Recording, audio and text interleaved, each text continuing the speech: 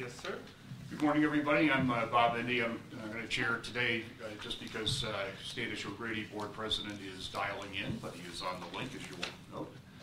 And this is the regular board meeting of the Kirkwood Meadows Public Utility District. The date is Saturday, March 14th. It's 8 a.m. I'll call the meeting to order and ask Michael if you have some announcements for the meeting today. Yeah, welcome to the Kirkwood Meadows Public Utility District's regular board meeting. This meeting is being fed live over the internet, and the public can view this meeting by going to www.kmpud.com and following the appropriate link. If the public would like to make a comment or ask a question, please email msharp@KMPUD, and the board will respond appropriately. Both President O'Grady and Director Epstein will be participating remotely. Due to this, all motions and voting need to be done by voice vote, and please identify yourself when making comments. Director Epstein will be leaving the meeting around 10:30, and thanks for your participation. All right, sir. Thank you very much. Those of us on the phone cannot hear. Okay. I will speak up. Can you hear me now? We can hear you, and we can't hear Michael. I'm right next to the Polycom. Your microphone closer to Michael. Let's get, we'll get Michael a Polycom microphone here. Test that, Michael? Yep, I got it. Can you hear me now? There you go. Okay, good. Secretary Dornbrook, would you do the roll call, please? Sure. Rickard? Here. O'Grady? Present. Andy? Here. Dornbrook here. And Epstein? Epstein here. All right. All right, thank you very much. On to item number 4, oral communication and public input. The opportunity for members of the public to address the board on non-agenda items relating to district business. No action can be taken by the board on matters not appearing on the agenda. Any topics the public would like to raise? Hearing none, let's move on to item 5, corrections to the agenda or to the consent calendar. For purposes of the Brown Act, all consent and action items listed give a brief description of each item of business to be transacted or discussed. That was informative. Michael, any corrections to the agenda or the consent calendar, sir? Yes, thank you. Staff would like to defer on action item 9L. We'd like to also defer on consent items 1 and 2. And we'd like to move action item number 8 to after the snow removal action items. All right. Do we need a motion to make that happen, or is that? Yeah, it would be great just to motion the correct. Okay. Any Approve questions the about the things that are being moved? Or Dornbrook moves to change the schedule and delete the items that Michael mentioned. Second that motion. all in favor? You have to say your My name. voice. Yeah. Yeah. First of all, Rickard seconded that motion. And Rickard, aye. NDI. Dornbrook, aye. O'Grady, Epstein, aye. Thank you, gentlemen. All right. And now we move on to item 6, the adoption of the consent calendar as amended. Any further discussion? Fine. If not, I'll entertain a motion. Rickard moves to adopt the consent calendar as amended. Dornbrook seconds that. All in favor? Rickard, aye. NDI. Dornbrook, aye. O'Grady, aye. Epstein, aye. Okay, thank you. The consent calendar is adopted.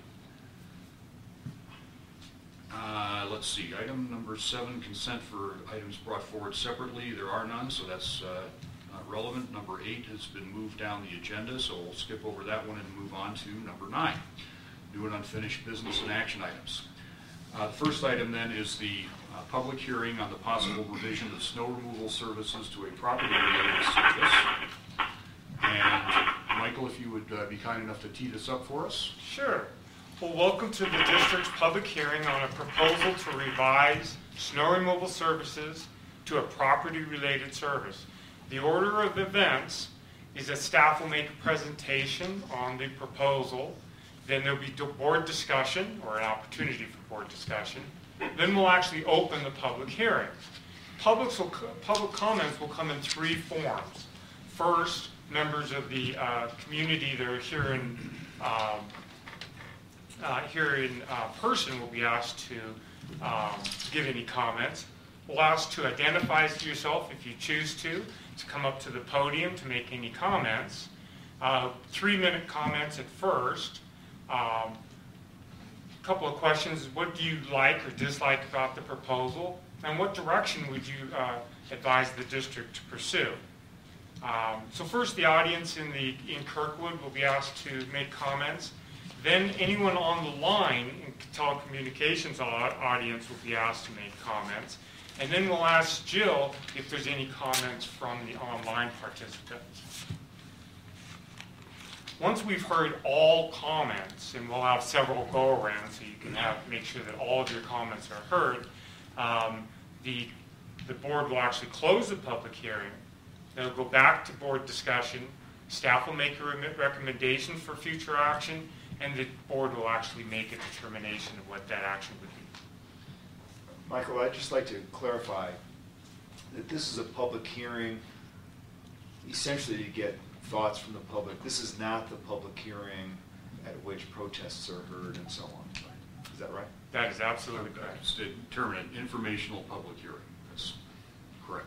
Not intended to result in an action, a decision about the proposal itself. We may make decisions about how to consider things going forward, but that's the extent of the action for today. All right. So as the board mentioned, this is an informational meeting of the district. No final action can be taken today. And the board can take many actions. They can request staff to complete further analysis and bring it back before a board, or appoint it to a committee. They can discuss and possibly take action on the rules resolution, which sets forth the process of moving forward. They can call for an additional public hearing and take action at that point, or they can entirely shelf the concept. So this is an informational public hearing, and this is the beginning. So the Kirkwood Meadows PUD and the Finance Committee of the district have been investigating the possibility of changing the district's snow removal services program from a homeowners association contract-based service to a direct property-related service, much the same way as water or electrical service. Customers would receive their snow removal bills as part of their utility bills rather than on a HOA bill. There would also be a separate charge if you had a driveway.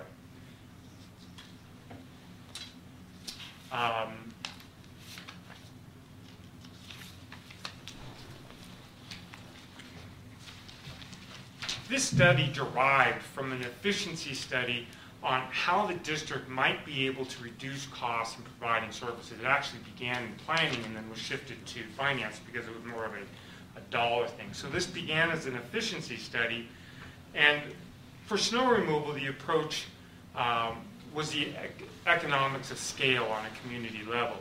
As a community's public utility district, the district has advantages over private providers in that we have a vehicle maintenance facility, we have a housing facility, we have a year-round staff that can be kept busy during low snow years like we're having right now.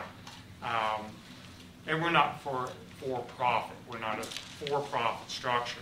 What savings, if any, can be offered through guaranteed long-term revenues? As a community as a whole, could savings be realized by the district and the associations in not having to administer 21 contracts with associations and 60 contracts with individual private property owners? As a community as a whole, could a savings be realized with one entity pursuing delinquencies?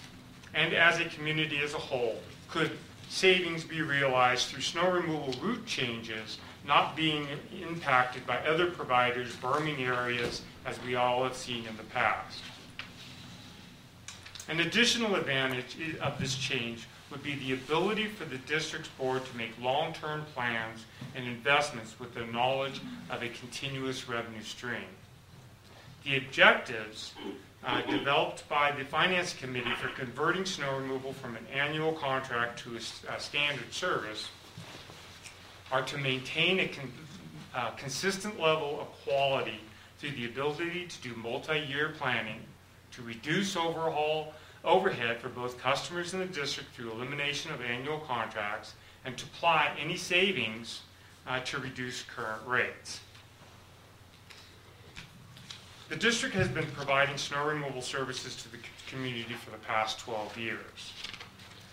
The service has always been provided to the community through individual contracts. The district estimates the cost to provide the service, and the HOAs and the individual customers sign these contracts agreeing to pay the district according to the specified terms. Currently, HOA contracts are for a fixed amount not to exceed, and provide that a refund be given for light snow volumes. We've all experienced 4 of those. At the end of each season, the district provides a recap of the revenues and expenses for that season and calculates the balance. In most cases, revenues have exceeded expenses, and the balance is credited toward the next year's contract. This change would eliminate the HOA contracts from the district and the snow removal charge from the HOA. Instead, you would be charged for the appropriate share of the common area snow removal charge. Additionally, you would be charged for having the district remove snow on your driveway if applicable. This would be a separate line on your bill. The district has to take several steps to enact this change. We had to complete a service charge study based on time spent to figure out basically how much would the charge be. And that's exactly how we have calculated the contracts over the last 12 years. We had to put together a rules resolution to determine how this would be taking place. There would be one vote per parcel. How would it be based? We had to put together a service area map based on APNs to show who would be impacted, who would be receiving the service. Which brings us to where we are today at our first public hearing, where we actually provide details to the community and provide and get feedback. Other steps that if this continues would be in a community outreach program where we take what we learned today and we respond to the community's concerns and address the questions. If this continued, another public hearing would have to be taken place where protests could be heard at that time. An election would be called, conduct the election, and then implement a new district service. So those are basically the steps that we'd have to go on, but we're only on step 4 of that process.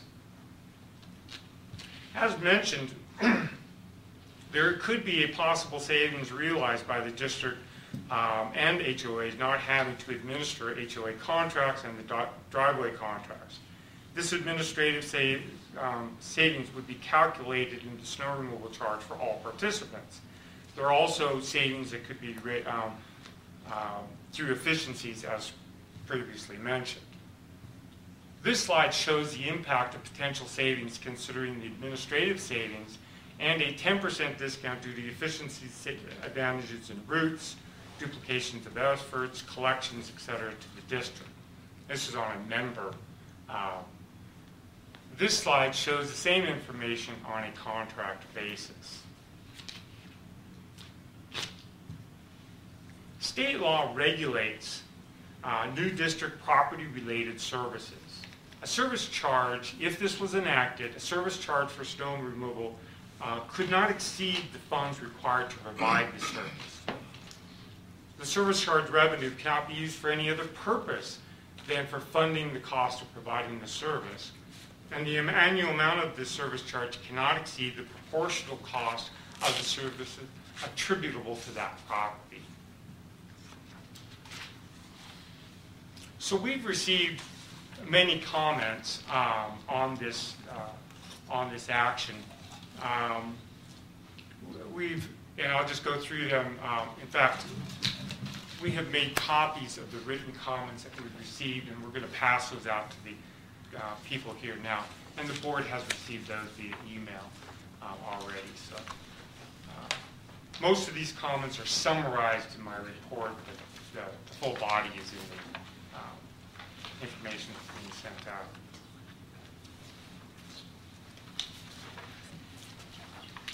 Some of the comments received is that it eliminates options for the homeowners association, that it eliminates the free market and competitive solution to the problem. There's an issue with the East Meadows driveways. Currently, all East Meadows undeveloped and developed owners pay for the cost of snow removal off the driveways. Under this scenario, the common areas would exclude the driveways, and only those people with driveways would pay for that charge.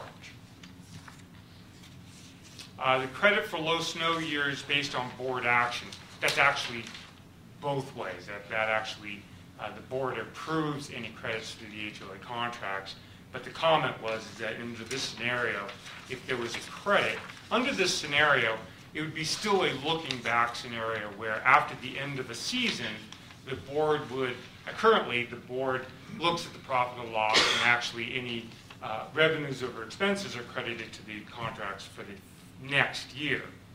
The board would have that same option under this scenario, but instead of crediting association contracts, they would lower rates. The board could raise rates. What would happen in this scenario is the board can only raise rates through a Proposition 218 action. So if this action took place, they would set the rates at whatever the rates were set at, and that's the maximum rates that could be charged without this exact same process going through again. So through Proposition 218, it's the California Right to Vote Act, that you can't charge additional above what rates are set and voted upon by the community. You can lower rates, you can charge a lower amount, but you can't raise them. Undeveloped lots could cause additional administrative costs for the district because they're new customers. Absolutely the case. These are not people that we deal with now, undeveloped lots, and we would have new customers. I think we're set up to deal with new customers, but there would be additional costs to pursue, delinquencies, et cetera, from new customers. Owners would contact the district directly with snow removal issues. And I think the case here is that the thought is that the owners now contact the homeowners association with their snow removal concerns rather than coming directly to the district. We get a lot of owner contact now, so I don't know if that would be impacted or not. Comment was that the cost would go down through administrative and long-term savings. I think I mentioned that in my presentation. There would not be any chance for an HOA markup on the existing costs. That we have provided 12 years of dependable service to the community. It gives the district the ability to do multi-year planning, which I mentioned in my presentation. Reduces overhead costs again. We use a time-based system to develop the contracts that we do now. We will continue to use a time-based system. It works well due to the variabilities of the terrain. Timeshares must be billed through HOAs. This was a comment that the actual cost for the snow removal for timeshares would have to be billed through the HOAs. I'm not familiar with their covenants, and I don't know what sort of impact that would have. Individual delinquencies, plow a portion only. The comment here is that if you had an association and one of the owners was a delinquent, could you only plow a portion of the common area? No, we plow the entire area, and we have very good methods of collecting delinquencies. We control utilities, so utilities are a huge hammer for paying delinquencies. And there's a comment also that the current CC&Rs of some of the association might need to be amended with this change, and what kind of expenses are there. So I think that concludes the comments that we've received, and concludes staff's presentation of this proposal, and at this point, I open up to the board. All right, thank you so much, Michael. I'd like to turn it over first to Bob Epstein, who on the Finance Committee has done all the work with the folks on this topic so far. Bob, comments, please, as you see this. Well, just to add a little bit to what Michael already covered, one of the things we did is to make sure that we could accurately account for every property.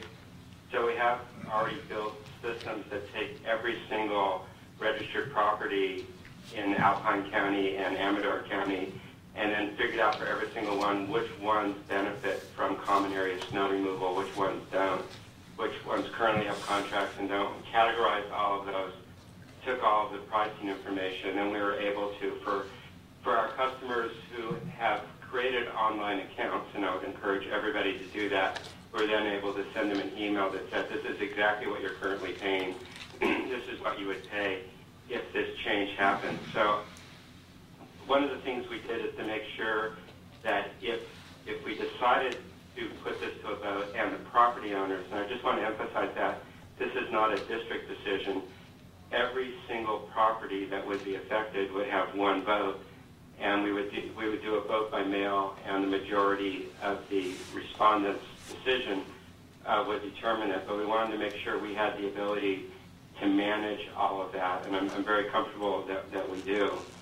So it's really a question for the property owners. If it looks like there really is no competition, after 12 years, the two other providers don't do it anymore, and we are doing it ourselves, can we move to a model that could save money for everybody, with the exception of those places who have private driveways that are currently subsidized by other property owners because it's illegal for us to do that. So at this point, from the Finance Committee perspective, I'm comfortable that we have all the data, we understand how it could be implemented, and we're really interested in trying to find out, is this worth pursuing, and if so, what's the best way to implement it? Good summary, Bob. Thank you. I'll open it up to the board. Comments and questions, thoughts? I just have one thing I want to be sure I understand. So I understand that over time, if we were to implement this, that over time, if there needed to be a rate change to increase the rates, it would have to go through this very same process of protests and votes and so on. So I think I understand that the idea is that we would set rates based on what has typically been a standard or a normal winter year, right? Snow year. And then it would be up to the board to lower that if there have been a series of light years. Is that the way that would work?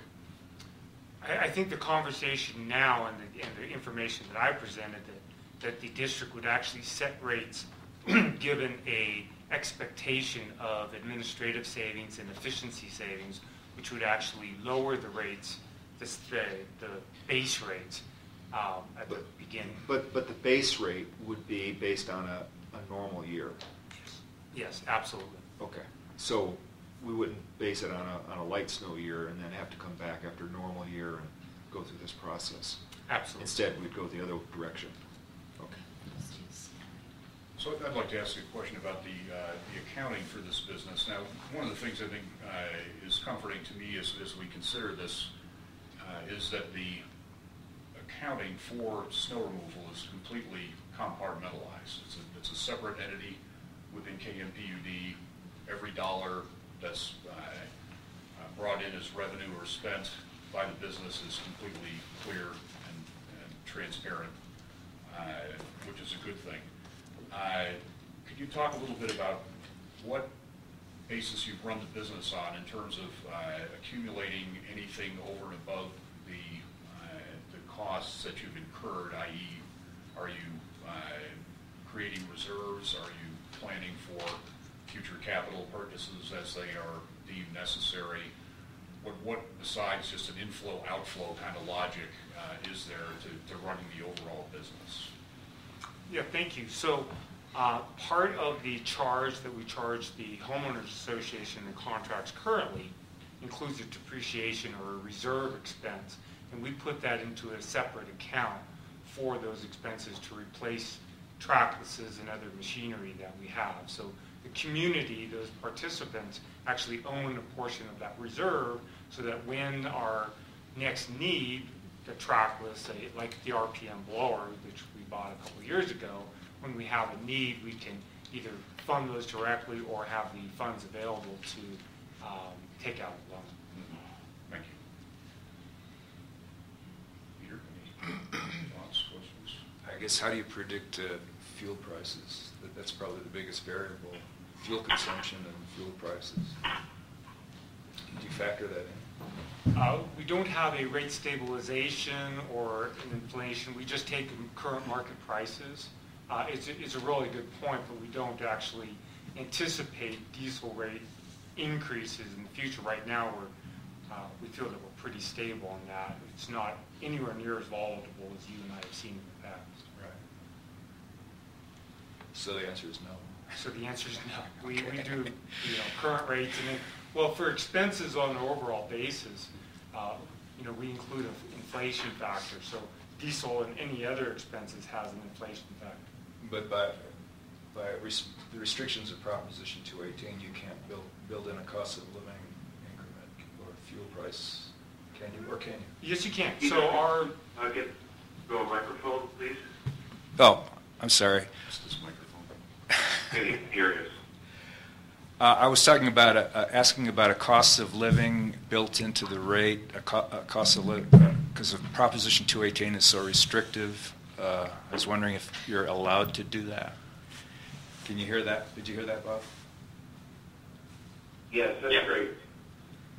And the answer being that yes, all of our property-related services currently has a CPI, and that is allowable under Proposition 218. You have to use a certain formula.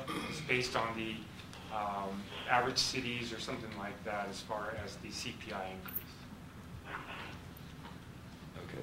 My main worry is that we get 2 or 3, I know it's hard to believe, big snow years in a row, and we have some equipment failure, and fuel being volatile goes up all at once, and not having to call an election to adapt to that and losing money.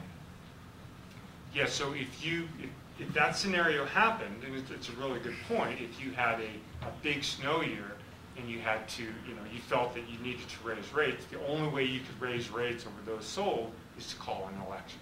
And that adds to the administrative costs that we're trying to really, So pros and cons. right. Yeah. Okay. So you would have to call an election. Anytime you'd raise the rates over what those are set, you have to go through the proposition process. Okay, Standish, any thoughts or questions at this stage before we go to the public hearing? Well, I think Peter's point is a very good one, which is, we're setting rates now with oil at a low price. I'm not sure how the price of diesel correlates with the price of oil, but I think it's a very legitimate concern. And that's my only comment. Okay. All right. I think that's directed at Michael. Michael, in the last 3 or 4 years, we've seen oil prices as high as, I don't know, $120 a barrel, now at 50. Why wouldn't we get into this little pinch? Can you catch that last few words? Repeat the last phrase, please. Why wouldn't we? Why would we not get into a diesel pinch, meaning get into trouble?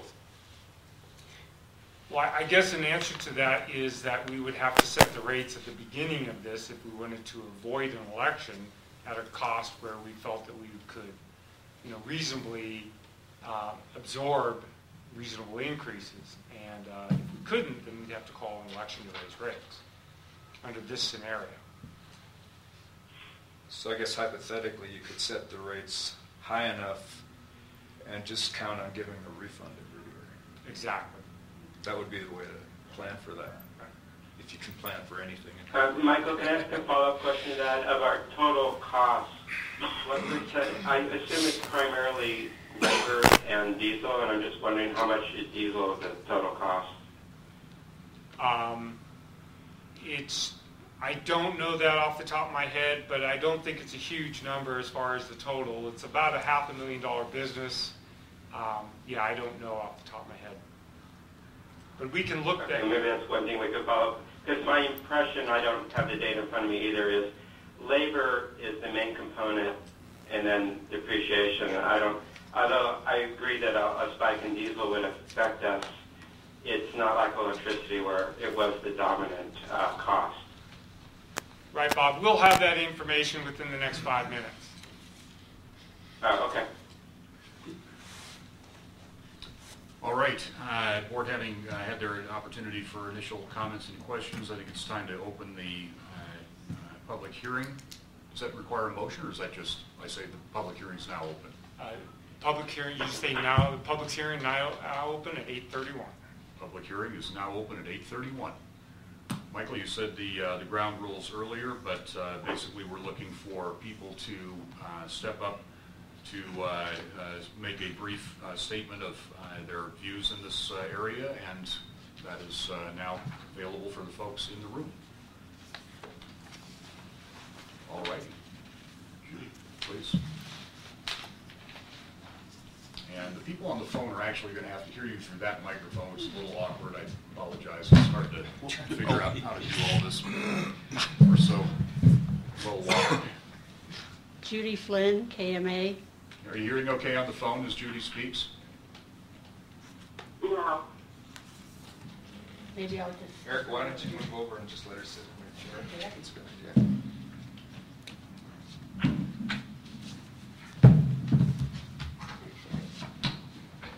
Let's do another sound check when we get Judy seated here with the microphone right at her spot. Judy Flynn, KMA. Sound good? Yes. Thank you. Just a few comments. KMA is the largest subdivision. We have the most roads. We've got some nasty hills, and we have had excellent service from the KMPUD. Other operators who have tried to come in and do snow removal for various homeowners associations have all left. I think it is to everyone's benefit to have the PUD take over snow removal for the valley. I see no objections to being billed monthly. I think there are going to be a few glitches when you set the price, taking into account some of the comments that were just made regarding we'd have to have a special election if we needed to raise the rates. So we need to start out with high enough rates so we don't need an election in a year or two. Concerning the step-by-step plan that's being discussed, there's a timeline for another hearing, and there's a date set for the election. From the standpoint of a homeowners association, this timeline would leave us with an answer right around July 1st. And by then, because of the Davis-Sterling Act, we would have had to already submit our budgets for the next year. So there's a bit of a glitch there. We could solve that glitch by not starting in the upcoming fiscal year, but by getting ready to go so that we would go and start with the July 2016 contracts. And that's it from me. Thank you very much. Thank you, Judy. Please, Nancy.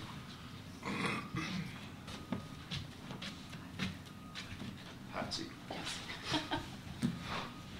Nancy Trevette, KMA. So what do I like? I like the fact that the district would be able to continue to do snow removal. They've done a fine job for KMA.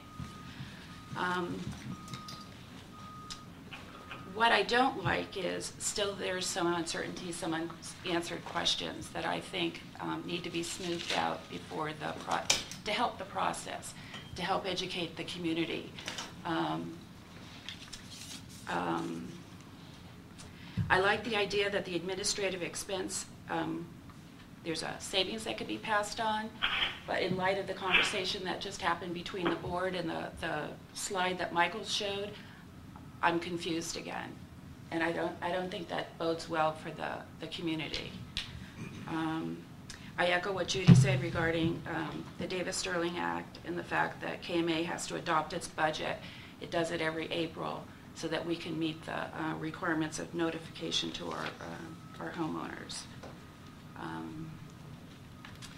And I think that, oh, I know, the last one is, and this pertains to KMA specifically, KMA has 8 undeveloped properties that benefit from the snow removal. They each have an AP number, and we pay property taxes, 8 property tax bills.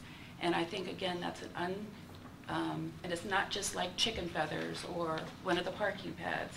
There are actually, areas in KMA that we benefit from it, and we're willing to step up if we need to step up, but I think there's no clarity to it right now. Thank you.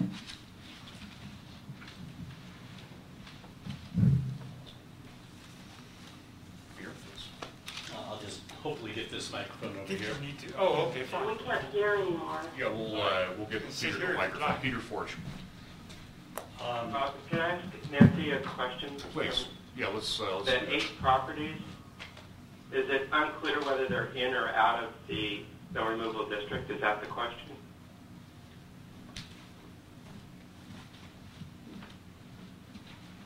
No, they're in the district. I mean, you're plowing, you're plowing the roads now, and we're receiving the benefit.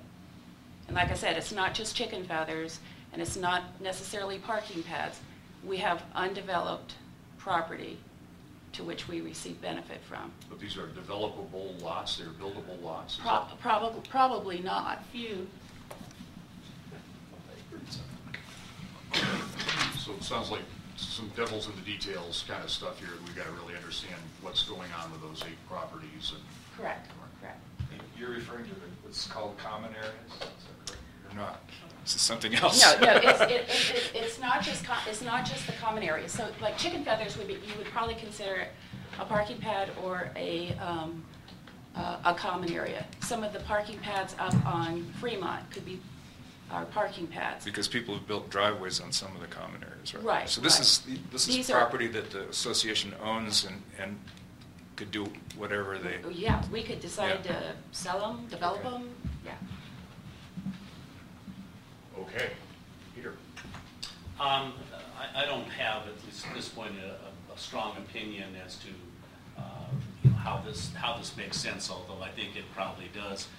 What I haven't been able to see or understand, and how we relatively quickly went through some of the economics, and like a better explanation is how are the rates determined? How do they compare with current costs, not only for HOAs but for driveways? Again, that's something that in the materials and then the PowerPoint, I've not really understood. So whether it's at this time or at some point, I think the district needs to do a better job of sort of explaining the fundamentals, the background, the rate structure, and how it's determined, and how it compares with this year's rates. Because I know I'm on a number of homeowner association boards, and we're confused with number of lots, counted lots, developed lots, undeveloped lots, common roads, driveways. That's all very confusing. I think for my benefit, and I think maybe some others, that just needs to be spelled out and articulated a little bit better. Michael, you have a whole spreadsheet articulating all that, right? We We've do. seen it, right? We do. So there is a defined methodology that's been applied to every APN. There's been a communication to the owner of record of every APN trying to compare and contrast the rates, current rate structure, proposed rate structure with and without rebates for low snow year. So I think some of that work we've tried to do, but if it hasn't connected yet with the people that receiving end for whatever reason, we need to make that happen, so do that through. Bob, this is Bob. I just want to add on to that. What we did is, if they're a current customer, utility customer, and we had their email because they registered, then we sent them exactly what they're currently paying and what they would pay under the current proposal if the community voted for it. And the answer is, with the exception of East Meadows, where there is a driveway subsidy, the answer is a little more than 10%, a little bit more than that, lower than the current rates, is what we're proposing. So the only people that would see a negative effect of this economically are the people in East Meadows whose private driveways are currently paid for in part by the undeveloped properties. And again, that's because we can't legally offer that type of pricing structure. Right, so when I got my letter, for example, the way this looks is, they show me the current rate structure, what the proposed rate structure was in a regular and in a rebate for low snow year, and it showed exactly as you say. I would pay $200 more under the proposed structure because I would then be picking up the portion of the cost that I rightly am responsible for, rather than somebody with an undeveloped lot picking up costs for plowing that they don't need because they don't have a driveway. That's right. So there were about 300 people who are current customers who registered and had their emails. For everyone else, all we could do was send a generic letter. And I think Peter's point is probably the generic letter, because it's generic, needs to be made clearer. Well, so the issue with Peter is he owns a lot of undeveloped property, which is not currently a customer of KMPUD. Right. So if you have an customer, you need a letter, probably. Yeah, we didn't want to, at this point, with no public input yet, we didn't want to go through the cost of an individual mailing to every property owner, and the cost to do the email was only a couple hours of staff time, so we thought that was well worth it. And if we decided to move forward with this, I agree completely with Peter that we need to be more exhaustive in our communications. Okay.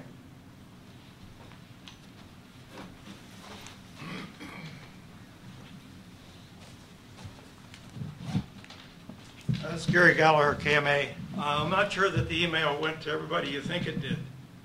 Maybe you're talking about, is it only people who are getting their bills by email? Or? And we sent it to everyone who registered online at kmpud.com and identified their property. Okay. I'm registered. I can go look at my meter reading, which is wonderful. But I don't believe I got that email. And you didn't get it? I don't think so. Well, let me apologize, and I'll look it up while we're talking. I don't need it now, but I just wonder, maybe other people. I'll get it to you in 5 minutes. But thank you for letting me know, Gary. I'll figure out what went wrong.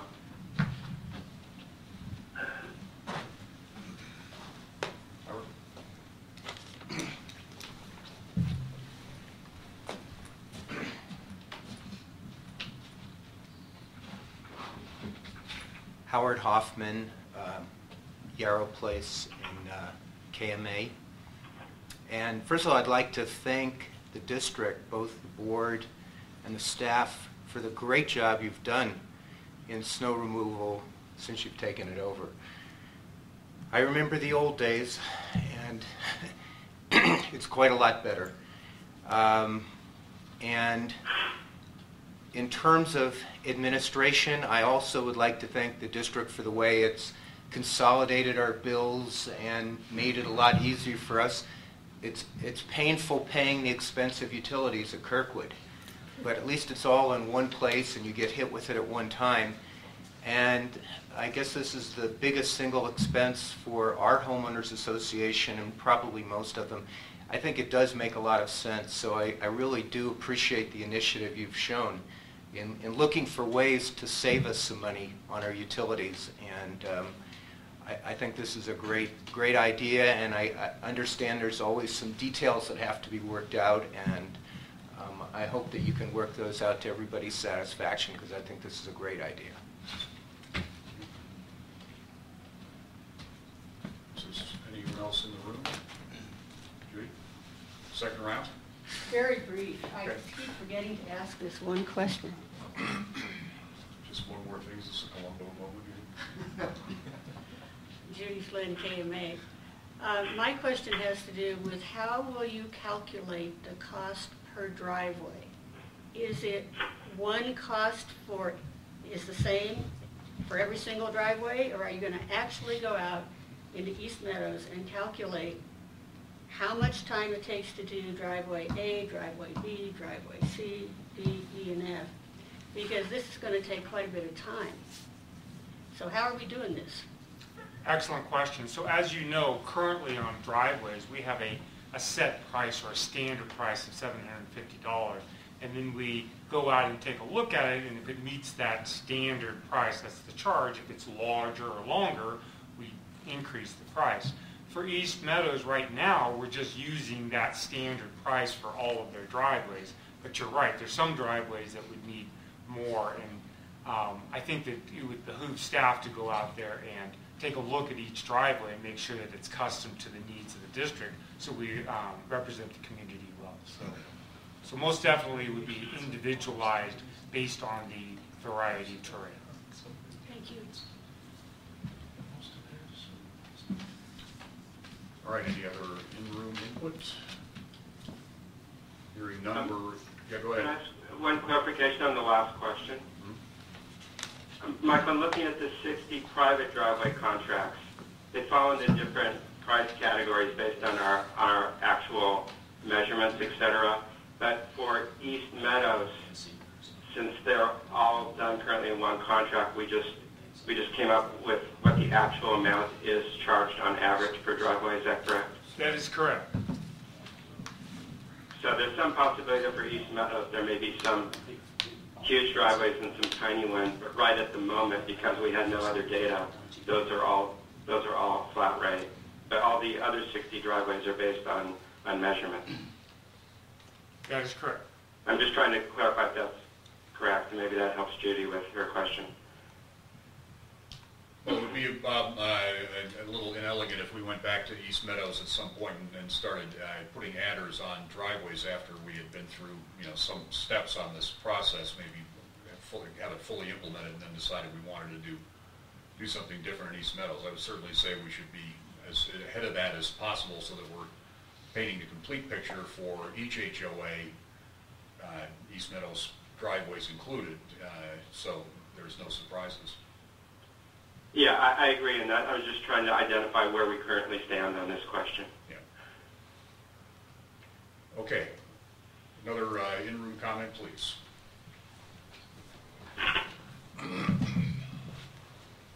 George Stahl.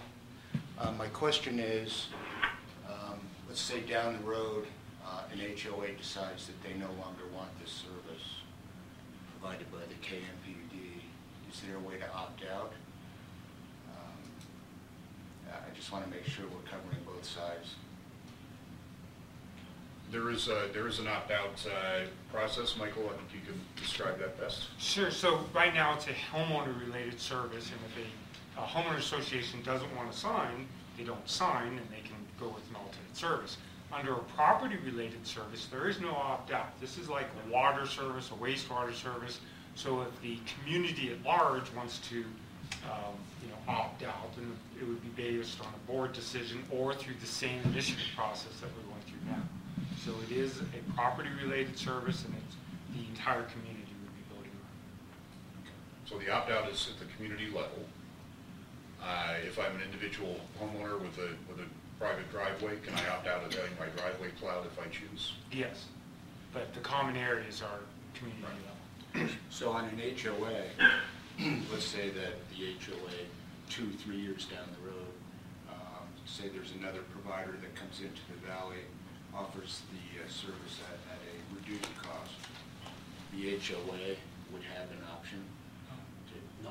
There would be no way out. HOAs are out. Right. Okay. Yeah, it would just be like water service. So right now, if that knowledge, but just bear with me, if a HOA could find a better water provider, it just, it's the district, you know, this is our, you know, this is the area. So it's a property-related service, it has nothing to do with the HOA.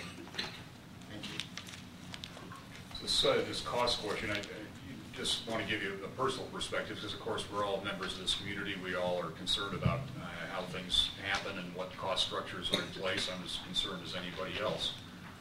You know, I looked at this initially, it seemed to me that the advantage that the PUD has is, in fact, that it is a nonprofit organization. It's got completely transparent accounting. You can look at the books and know exactly what's going on in there. Every dollar brought in, every dollar spent. There's no way that can cross boundaries within the accounting system in KMPUD by convention, and I think probably even more than by convention.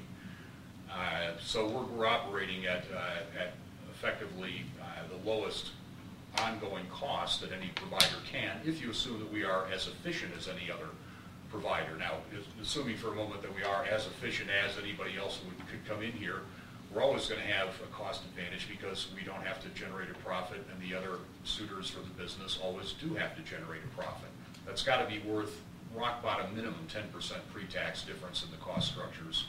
And that's before we get into the questions of whether or not KMPUD can in fact be a more efficient provider. And I would say that some of the things we've talked about here say that we in fact can be and can be sustainably so, because we have our own garage facility here for equipment, so it's nicely cared for. We have a full maintenance facility, so it's taken care of right here on spot without dragging in welders or people, sorry, from far away to move away on this, who knows, to do this stuff at a higher cost. And you know, we've got personnel that are housed here on site rather than having to drive in from far away. It just seems like We also have fuel storage. Yeah, exactly so. So there seems to be on surface to be a very sustainable cost advantage, which I feel comfortable can be used to the community's advantage. And you know, I would hope other people would look at that and think it through and see it similarly. Enough of that spout off. So let's see, other questions or comments in the room? Back to round two. Nancy? This mean everybody that the same orders coming back another time? This is good. I just have a clarifying question. So Timber Creek, assuming that Timber Creek townhomes, they're brand new, and you know, perhaps by the time this went into effect, they'd be part of the group. So how would something like that work? And is there a net benefit to the community for, you know, as you add more properties to the snow plowing? Yes, so they would be added on, just like a new customer for water or wastewater. They're part of the boundaries of the district. And yes, the bigger the district grows, the administrative costs are, you know, spread over more customers, so there would definitely be a benefit. Thank you.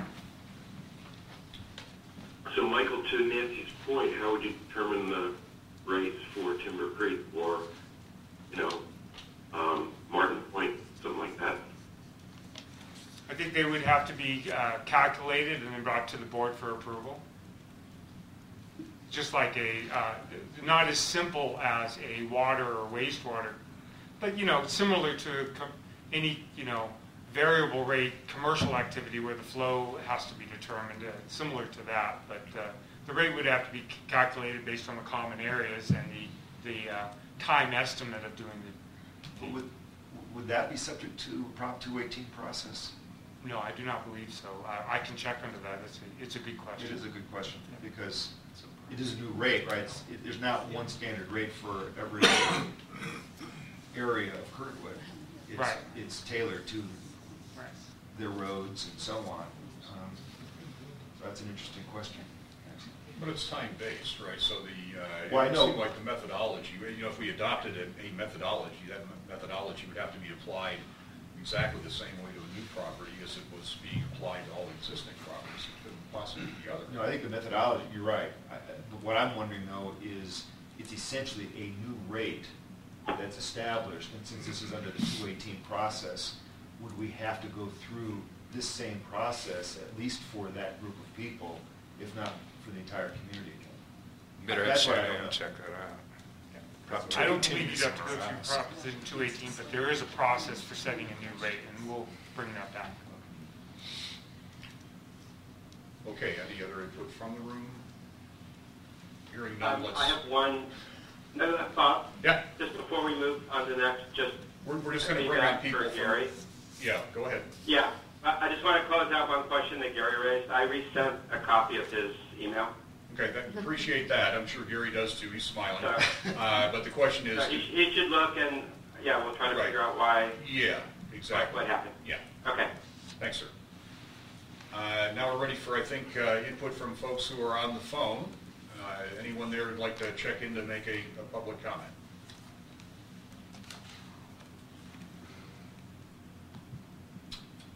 All right, hearing none, we'll say that we're I have one. Jill's. Hello.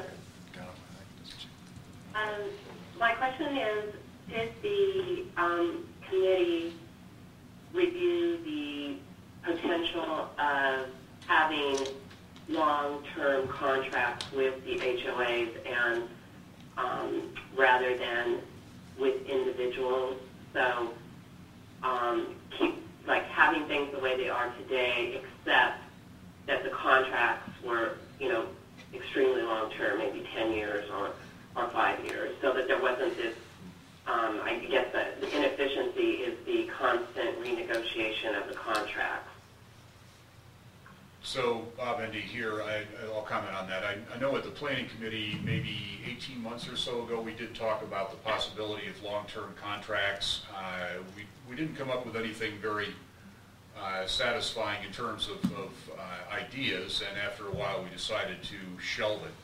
I think if I recall the basic problem, it was that we are not a for-profit business. If you're negotiating with a for-profit business for a multi-year contract, there's a logical basis on which that occurs, because you're asking somebody to give a little of their profit up for the certainty of having your business over the long haul.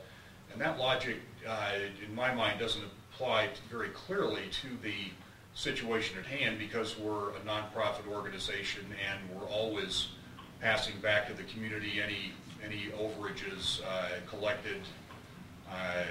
Footnote, we have to have some reserves and cover depreciation and so on, but it's not like we can easily come up with a negotiated cost reduction over time, which is kind of logically what goes along with a multi-year contract. Now, over time, if we were able to reduce administrative cost, the same benefit would ultimately come to individuals in the community, because as we streamline things and reduce our cost, of course, that translates into a reduced cost to each community member, but being able to predict that in advance and commit to it in advance, I think is a little different dynamic than it is in a for-profit environment.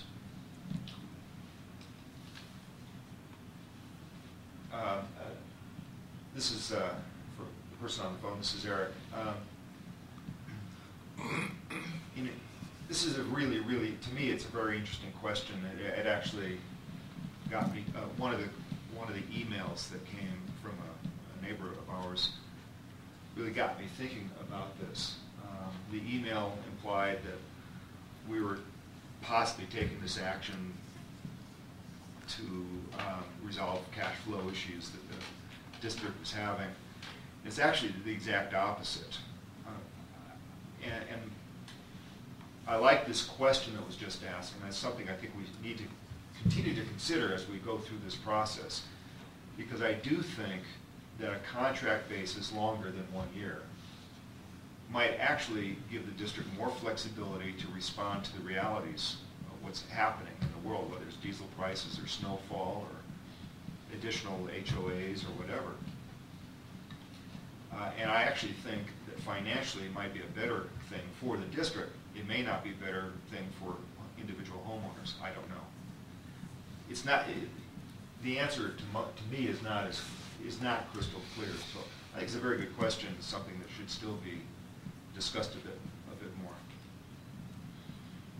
Eric, this is Bob. I agree with what you're saying, but the problem that I see is, if a homeowner association approached us and said we'd like to do a 5-year contract, what would the rate be? Our answer would be it'd be the same as if you did a 1-year contract, because one HOA doing a multi-year contract, savings to us is pretty de minimis.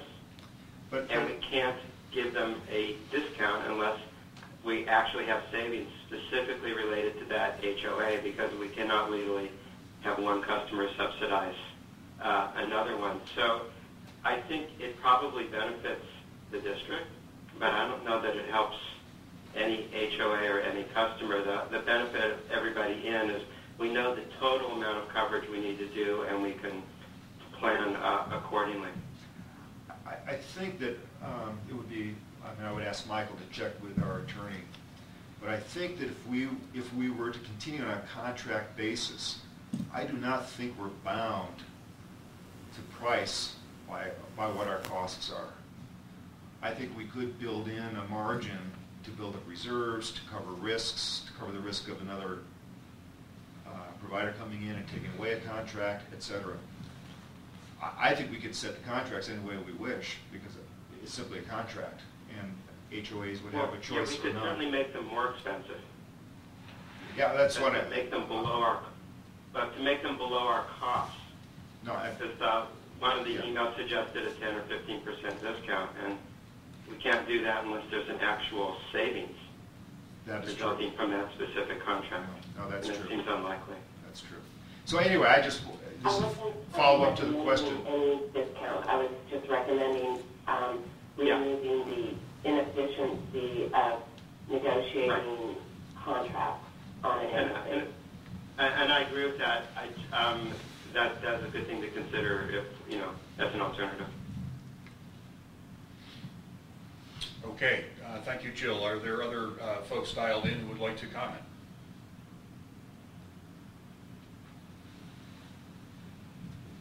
I would like to ask another question. Okay. The driveway calculation, there's a $750 standard. Is it possible to ever go below the $750 standard, or is that the minimum price for a driveway? That's my question. Yeah, basically that's the minimum price. There are some what I would call half driveways or shared driveways that actually have a lower price, but the standard for a regular single-family dwelling is $750. Thank you. And in full disclosure, I pay $400 for my driveway because I'm in a duplex. And so it costs the district $800 to do it, and they divide it equally between myself and my neighbor. Good example, thank you. Okay, other dial-in folks? Going once, twice? Sold. Any online input? Okay, Bob, the other piece of data on that of our 60 driveway contracts, the average contract is $803. And that reflects the fact that some driveways are much harder than the $750, which is kind of the average driveway. Yeah, understood. Online, anybody?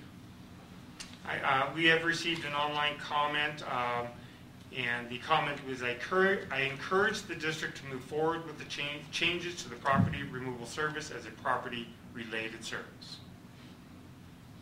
Property removal service, okay, we'll go with that. As a property-related service, right. Okay, let's see, are we ready to close the public hearing?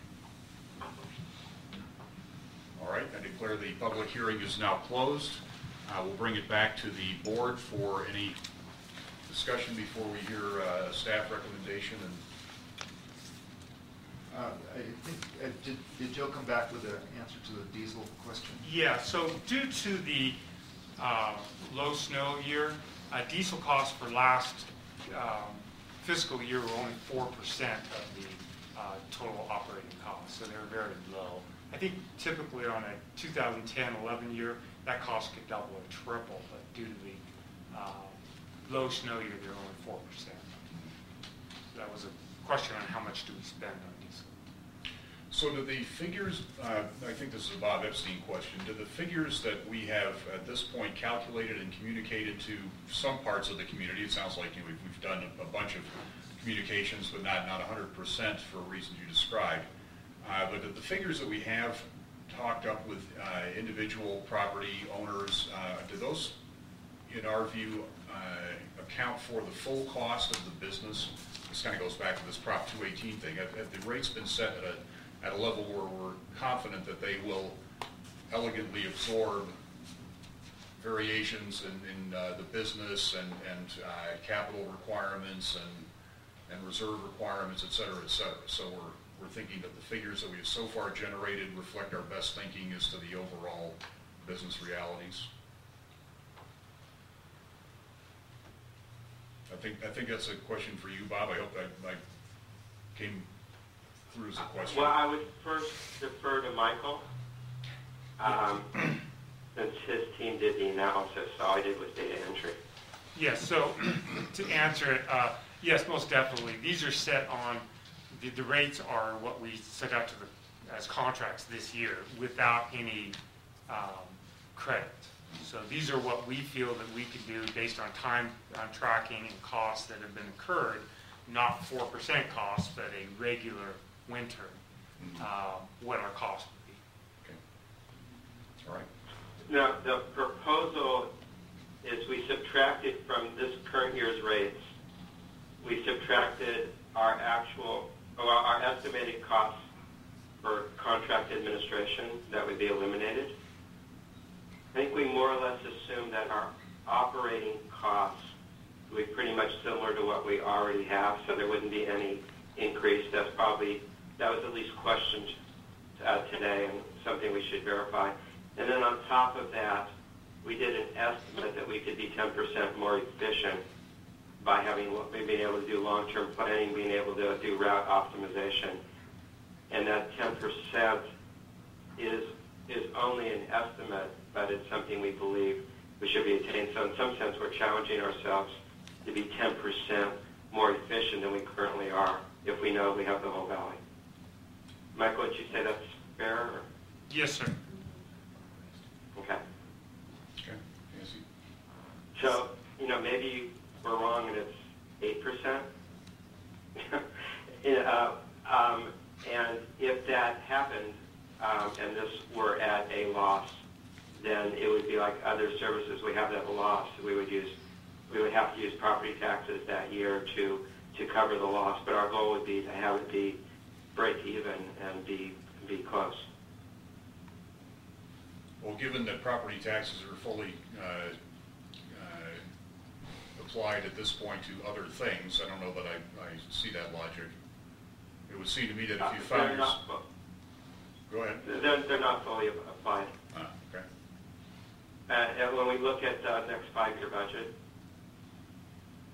there is room. And let's say we were off by, this is a $500,000 business. So, each 1% we're off by is $5,000. Yeah. Okay. So if we were off by, it is a relatively small amount. That's clear. But I think it's fair to challenge ourselves to be, to work toward a 10% efficiency gain. Okay. So I don't mean to belabor this, but if Michael could go back to his slide where you had the numbers, where it is I know Could you KMA. get closer to the microphone, please? Sorry. She wants to see the slide again. I'd like to see the slide. Okay, Michael's now put up that slide, so, or you could do the total contract slide, the total one. So if you revisit just what you talked about, how does that apply to those three columns? Right, so the 87,000, the 79,000, that is the base rate. That is the contract rate that we feel we can do those services based on a normal winter. The 85,000, 77,000 column would be with an administrative discount applied, and the 77,000 would be the administrative discount and a 10% discount on top of that. And then those numbers were divided by the number of units in the individual association to come up with this slide, which is the cost per owner. So are we, sorry. Just sit there. So Bob, Yes. the board. So are you saying that on top of the last column, that there could potentially be an additional 8% savings? No. That's the 10%. That last column is the estimated 10% efficiency gain by knowing we have the whole valley. Oh, okay, okay. So based upon where we are right now, we could potentially, as an individual homeowner, if you were in East Meadows, be $659. For the common areas. Okay, right, and then Excluding the driveways. driveways, right, okay, thank you. Right. So another way is if we're going to go through all this effort of doing it, the district should be challenged to be more efficient. You know we can break even at the current rates. We have a history of that. If it's a low snow year, we know we save money on labor when we fund that. If we move forward and say we're just doing the whole valley indefinitely, the district will be challenged, and we think we're up to it, of being 10% less expensive than we currently are. That's kind of the challenge we're asking the staff to take on. 10% discount, maybe higher. No, 10% discount.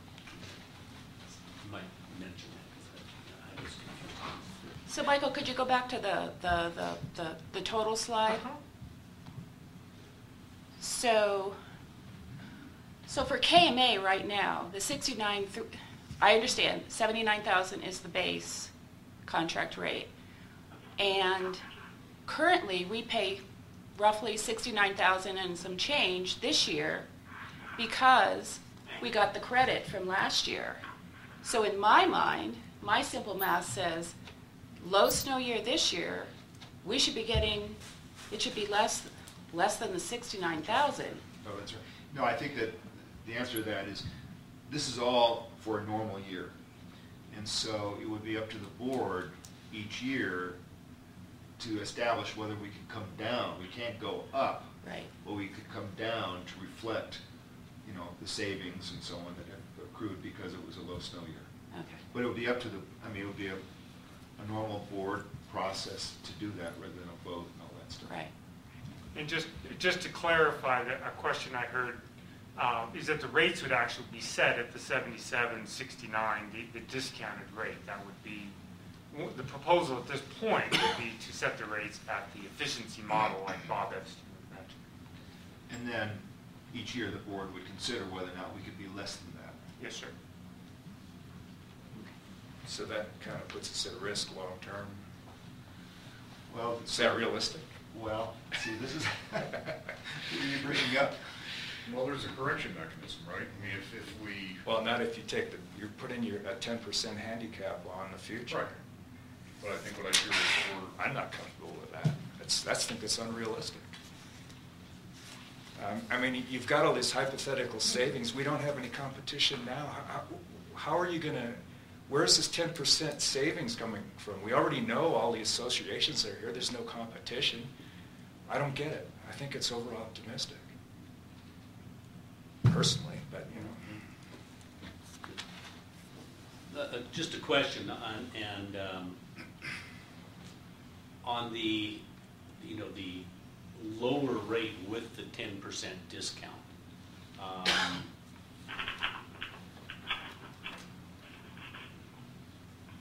How does? Can you please get closer to the microphone? Yeah, no, it's with the rate structure and with the ability of the board to lower the rate, which I don't think is really something you can do. I'm thinking once you set the rate is established, and that discount can apply to the next year's bill. That's how it works. But I guess the question is that, or what was implied with Eric's statement is that we can lower the rate, but once you lower that rate, I don't know, without going back to an election, you can go back up and raise the rate.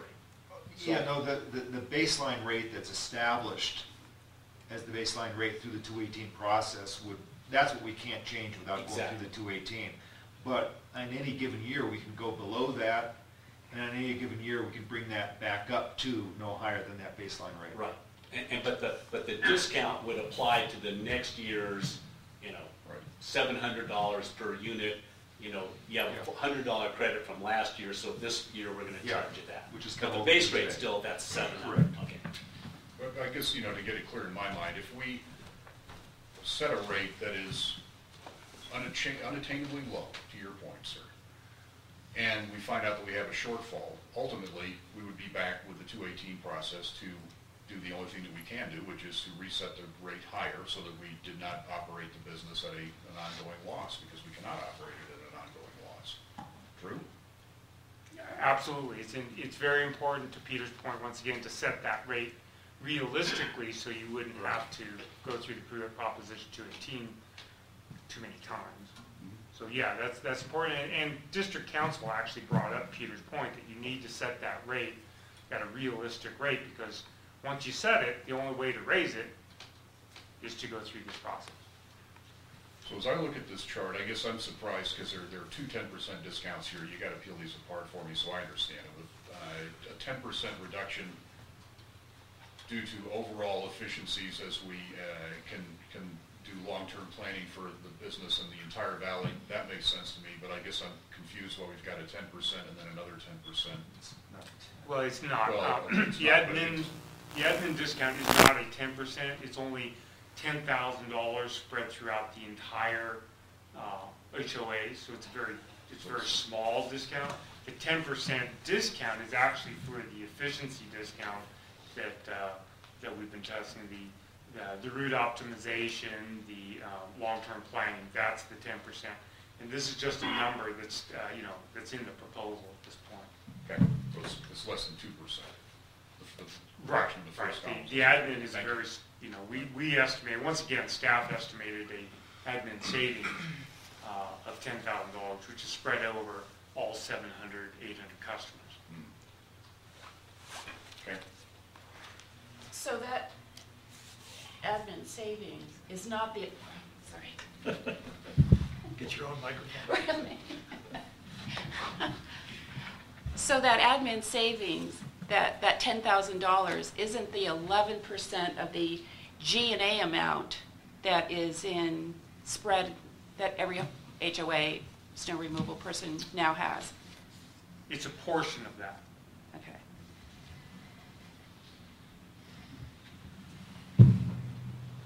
I have to think about that. All right, any other questions, comments from the board? Well, I will have several comments when we start talking about direction and so on, so I'm not sure when those things should come up. Is it after we talk about the rules or the... I guess the question I would have is when we give these rebates, how does that affect our depreciation? You would look at your expenses and revenues for that year, depreciation being flat, it wouldn't have a variable. Okay. So you would always fund your depreciation, but if you had a low snow year like this or last one, you would lower the rate for the following year. If that makes But sense. the depreciation level would stay the same? Okay, even though you use the equipment less? Right, well, no, actually. Hypothetically. Right. Yeah, it's a time-based depreciation. That's not a usage-based. So, we estimate the life of a trackless for like Right. 10 years. Right. Okay. 10 years on a trackless? I think it's 10 years on a trackless. I think that's realistic. Yeah. Well, we've got 12 out of it so far, so I guess. Right. Oh yeah. Okay, Eric, I think you raised a process question, which let me see if I have the right answer for it.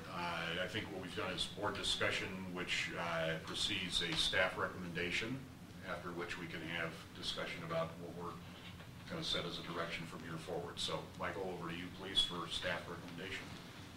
So as mentioned before, the board has several decisions that it can make. It can request staff to come back. It can move forward on a rules resolution. It can call for an additional public hearing. It can shelve the concept. Staff's recommendation is, we've heard a lot of good comments today and a lot of good thoughts. I think that the district needs to absorb these comments, what we have heard today, and produce an informational packet back out to the community, informing them of the questions that we've heard today, the customer input, and take a look at answering some of those questions, and then furthermore, to form an ad hoc committee of members of the community and 1 or 2 board members to work with staff on further investigating and vesting this proposal with the community. I think this falls in line with what we originally talked about as the steps. I think we're in the community outreach step, so I would not recommend that we proceed with the rules resolution. I would recommend that we defer on Resolution 1501 and that the board form an ad hoc committee to further vest this issue. Board discussion, please. Yeah, this is Eric. I definitely support that approach. I think it's a very good approach. In particular, the things that are on my mind right now are, well, let me step back. More than 18 months ago, I think even before Bob and Standish were on the board, we formed a planning committee, or the early form of the planning committee. And that's when Michael first brought up this thing. Basically, it was these one-year contracts just aren't working. They're just not a good way of managing this service. It's not good financially. It's not good time-wise. And that's when there was some thought about, can we pursue longer-term contracts and so on. But the problem statement is that one-year contracts don't work. I mean, are not a good way to do this. This is one solution. But I think that there is another solution, potentially, which will have its own pros and cons, which is longer-term contracts as the norm. And I just think that there should be some analysis or some presentation of that as an alternative during these discussions. The second thing is but I think what Michael's proposal naturally leads to is that this would be something that would not be implemented until not next winter, but the winter after, and that would resolve the HOA budgeting process. And the third thing, but this is getting into the rules, but something maybe just to think about if it's legally possible, and I don't know if it is. And this is based on conversations I've had within East Meadows. I've had a variety of conversations with the person responsible for the snow removal contract, through him, discussion with not directly by me, but through him, with the HOA board, the MHOA board. I just want to be sure that the community really thinks this is the right approach, and I think one way of doing that is setting some sort of supermajority approval rather than just a simple majority approval at the time of the vote if we go that far. I don't know if that's 60% or 2/3 or 3/4, but something that signals to us that the community really is behind this proposal rather than having a pretty much of an even split of some sort. So those are my comments. Okay. I concur with staff's recommendation. I think everybody needs a little bit more time. It's only been, actually it's been a little over a week since the newsletter went out. And I think this is a really new concept for a lot of people. Mm-hmm. Obviously the people that are here today are engaged and informed, but a lot of our community isn't. So I think we need to be patient. Okay. Bob or Standish, any other input, please?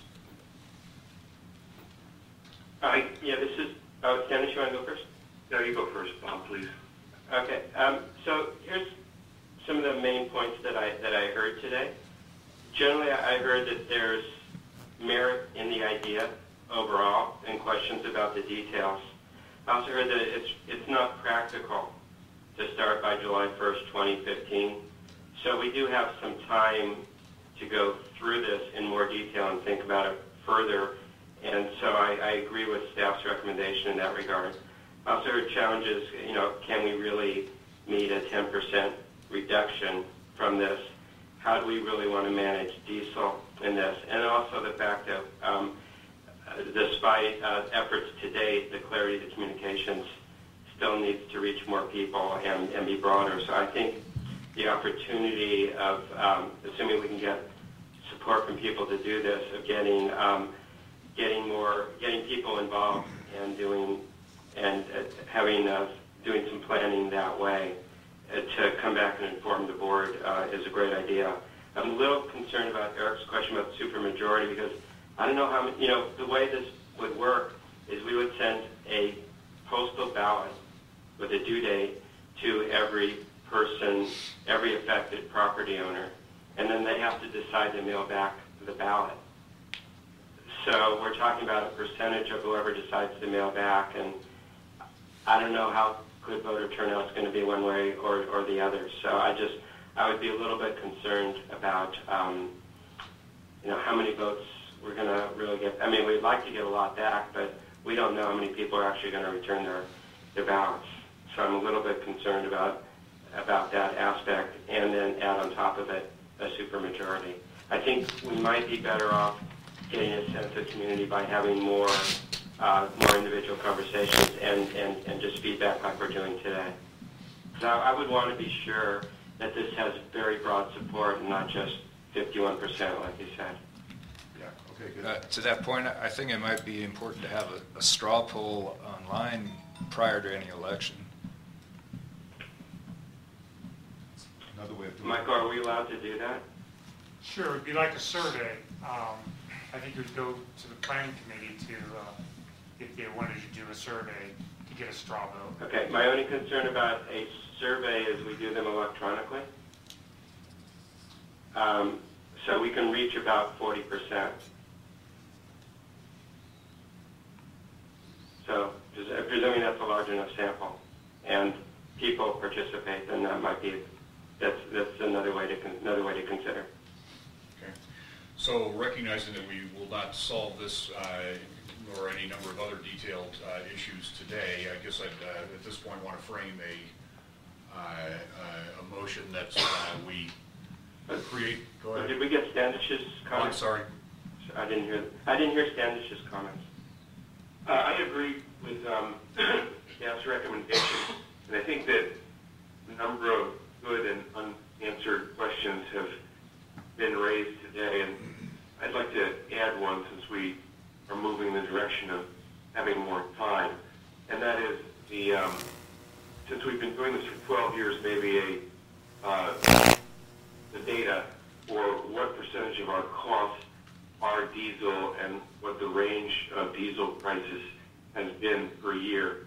I heard the 4% number, but when I was involved with our HOA, we had a different contractor named Dale Ride who used to tell me that his economics, which are no doubt less precise than districts, were about 25% of his costs were diesel, 25% were the cost to rent the equipment, 25% were labor, and in his case, 25% were profit. So that doesn't really square, at least for me.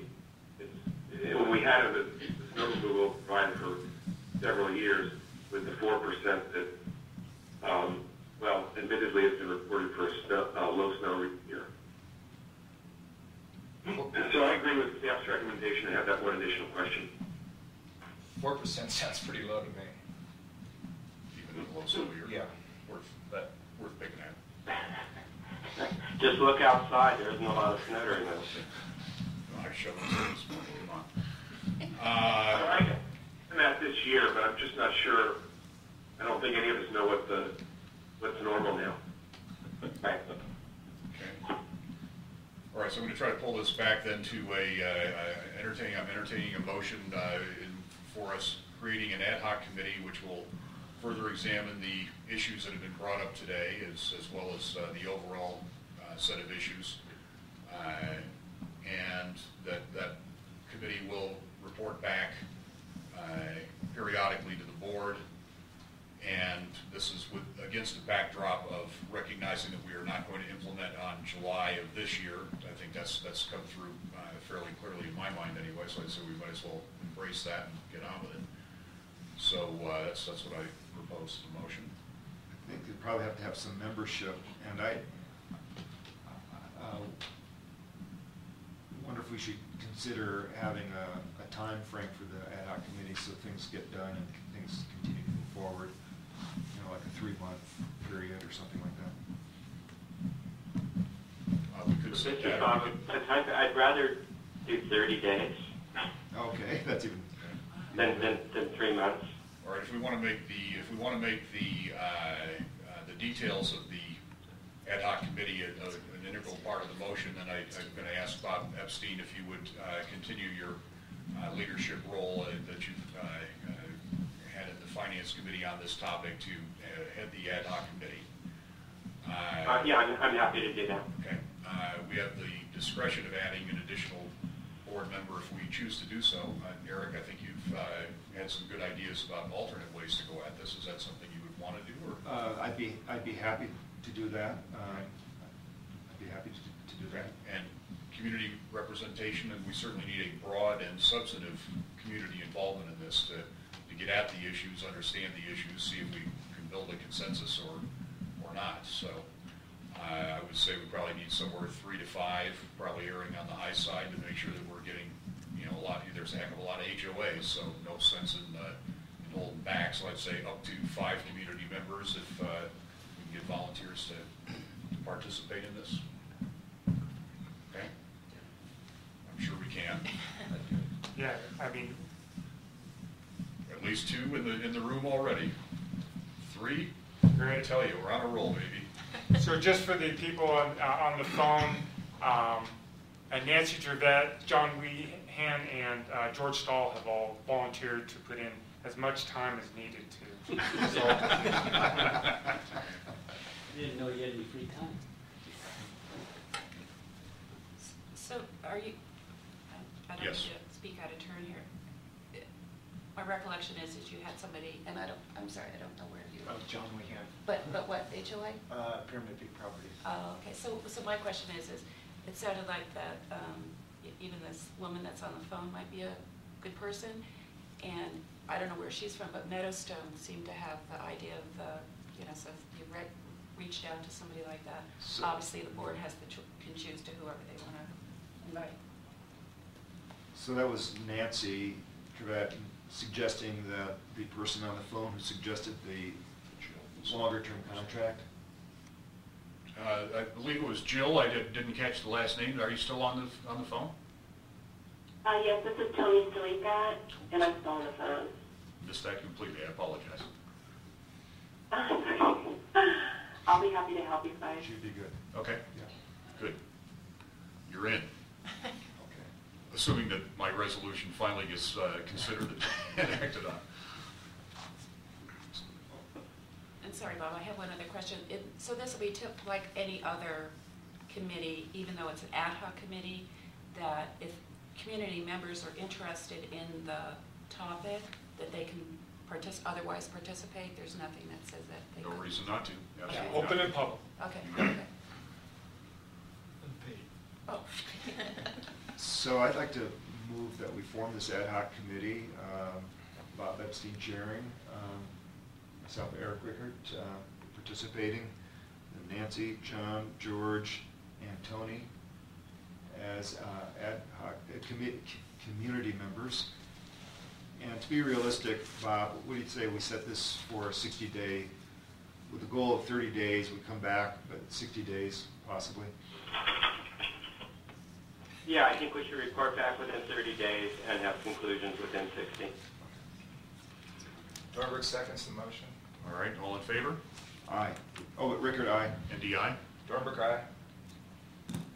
Brady, aye. Epstein, aye. Motion passes, and thank you very much for the participation. We really appreciate that. Let's see, we are now moving, we're going to skip, I guess, the resolution adopting procedures and rules.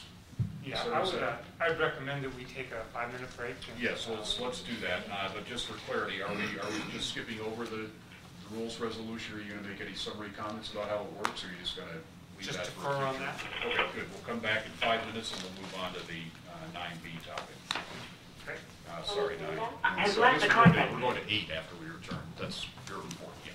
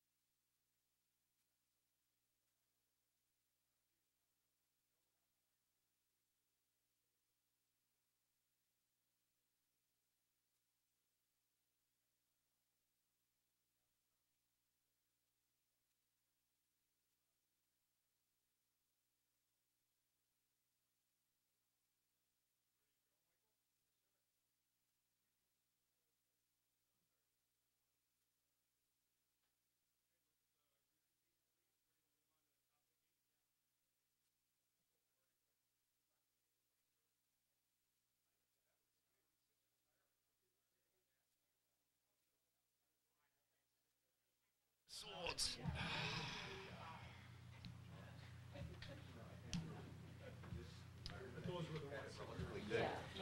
System.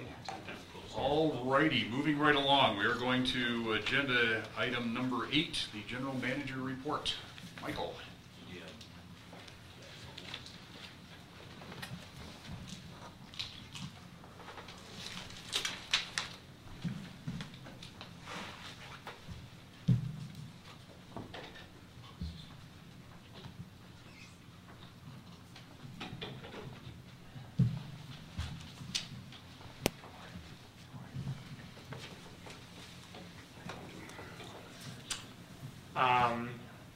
So thank you.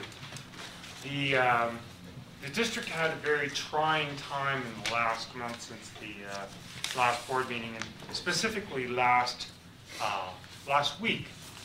We had, on March 2nd, the district was notified that the T1, which is the communications line, was actually down. We were notified by PG&E. This line connects the district, PG&E, and CalISO to KM Green, our substation, and is vital for the protection relays, the metering. So we called Edge Communication, and we found that the problem was 150 foot in the embankment on the Silver Lake Bridge. So Edge used their communication equipment to determine the exact location, and how they do that is that they actually send a signal and they can tell exactly how far it goes before it bounces back.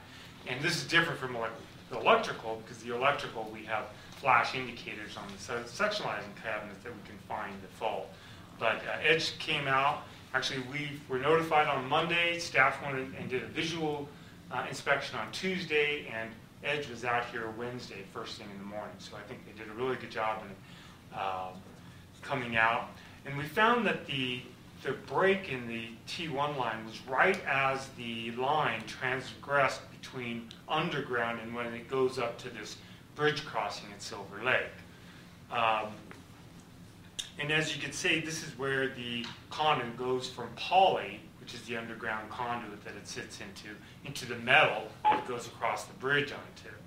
And we were able to break it apart and actually blow air. So we found that this line was broken, and we actually tried to pull it out and it wouldn't budge.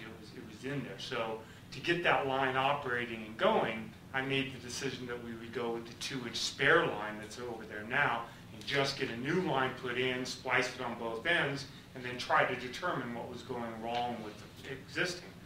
When we tried to go into the 2-inch line, it was solid, so we blew warm air into it, and when we did so, solid pieces of ice came out, as is demonstrated in this. So we were able to open up that line and get the ice out, and then we actually installed a new line and restored service. But when we opened up the vaults, we found that the water level inside the vault was beyond or above the conduit level.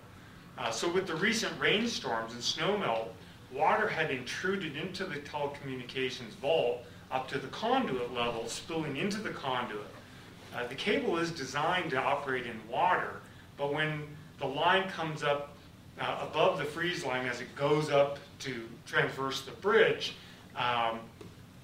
with enough head pressure of the water behind it, it freezes. This freeze-thaw action is what is thought to have damaged the line. The new line is back up, it's installed, the metering is done, PG&E is happy, and and CalISO is happy. The splice connection that was in the vault itself was also submerged in water. So we're back up, but we haven't actually resolved the problem, we've just gotten the line back up. So the first thing we did is we checked the plans and specifications, and we found that the telecommunication lines should have been sealed going into the vaults, that these lines should have been sealed around the cable, and that the electrical line should be sealed as well going into the conduit. That the spare conduit that we use to go through should be capped so no water intrudes into that as well, and that the splice connectors, rather than sitting in the bottom of the vault subject to water, they actually should be hung on the side of the vaults. So we have next steps. I think that it's important that we do an inspection to determine the extent of the issue. Is it just this one vault? We've already inspected about 9 of the telecommunications vault, and most of them have water in them. So we need to figure out what the extent is. So next week, staff will complete a analysis. We'll open up the vaults and take a photo document on where we see the water line, how much water is in it. There's 52 telecommunications vaults and 18 electrical vaults, because it's important to know exactly what the electrical vaults is doing as well. We need to figure out what the solutions are, have an engineered solution to the problems, including water purging the conduits, where you blow air into the existing conduits so you can get the water out of the conduits. Need to seal the conduits once you've done the purging so that additional water doesn't get into them. Need to cap the spares so the water doesn't get into the spare lines. We need to consider whether we want to actually use the weep holes that are provided in the concrete vaults. In some instances, like the picture I showed previously, it would make sense if there's water in there to poke a hole to let the water out. However, if it's in a groundwater area, you don't want intrusion of water at the same time. So there's a plus and minus there. You want to make sure that there's splice protection so that those splices that I showed you is actually hanging on the walls as specified. And you want to know about the electrical vaults. Is there a problem? Is there water in the bottom of the electrical vaults? Should the weep holes be used? Of course, when we do our inspection, we're just going to stand back and take a picture because it's a live line. But we do need to know what the condition is. And we need to determine responsibility. So the construction was not done as planned. And the inspectors that were out there that were specifically hired, Exponential Engineering, to inspect and make sure this was done, didn't do their job as well because, of course, we have this issue. So I've asked Exponential to not only design the solution, but to be on site during the repair so that they could inspect the correct application. And we've also notified Q&D, who's the underground contractor, that we have this issue. So that is the next steps that staff is pursuing, and at this point I open up to board and public comment. So this is a fairly significant item, is my reaction to what I'm hearing. I don't think the danger to the system is significant, but the repair to get it right is going to take a little bit of time. I think the purging of the water is an important factor. That's going to take, a compressor and sealing it and getting the water. Yeah. That's going to take some time. So the electrical vaults, the electrical vaults might have water in them also. Is that? Yeah. So the electrical and the fiber lines are both designed to be in water to operate. They're dark buried, so they can be. But the problems are in the areas where they could freeze. They're not designed to be in freeze thaw, especially that fiber optic line. Fiber optic line is not as robust as the electrical one. Electrical lines are much more robust. Where I'd be concerned is the splice connection in vaults for electrical services. They're very robust. They're supposed to be watertight, but are they submerged in water? And should they be submerged? Okay. Okay. So We discussed this in the operations committee. Right. So Okay. I'm I figure for two, 3 months of startup, it's kind of typical to have this kind of problems, but that doesn't mean we're going to look the contractor up the hook. yeah. Okay. So you'll just keep us informed as we work through this, and the operations committee is an integral part of it. So. Yes, sir. So can I just ask a clarifying question? So this is all going to be driven by the contractors. Staff doesn't have to get in there. Staff doesn't have to do the repairs. Staff has to determine the extent of the problem. Okay, thank you. Okay. So as happens in Kirkwood during this same time, the district was having problems with the SCADA system at the wastewater treatment plant. Happy to announce that and that's the controls and operating system, happy to announce that Tesco and district staff was able to replace the HMI monitor and resume proper controls and communications on March 11th.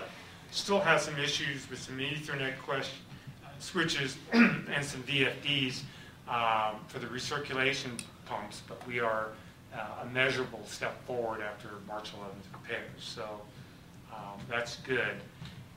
At the same time, it was found that at the same time as the T1 failure and the plant failure, it was learned that the main tank fill valve for the propane tank was leaking and could not be isolated. This is where we fill up the tanks. And if the valve failed, there would be no way to isolate or refill the tanks. Luckily, it held so that we were able to install an isolation valve, replace the faulty valve without disrupting customer service, and the system is stable and repairs have been completed. So we had 3 major issues last week, but happy to say this week we're in much better shape. Kudos to the staff. Yeah, definitely. So we had the telecommunications line, the wastewater treatment plant, the propane valve. As you'll remember, the staff reported that we were having concerns with our operating permit for the emissions, as they had very strict testing and load bank requirements for the testing of the emissions control. We have received a variance from Great Basin. They're going to allow our existing calibration systems to suffice unless they request additional testing be made. This could save the district $20,000 to $30,000 every 2 years, so we're very happy that we got this variance from Great Basin. The aquifer level is holding strong. We are at 122, so after dropping down from the 140 level, we dropped down to below 100 around the Christmas busy season, but we have been able to recharge up to the 120 level. We are pursuing a project to improve our internet security. This is a no-cost issue. It's included in our maintenance contract, required solutions, but it's things like what everybody's been hearing lately, password security. We're also going to have iCloud-based access for backups and also for remote usage and maintenance.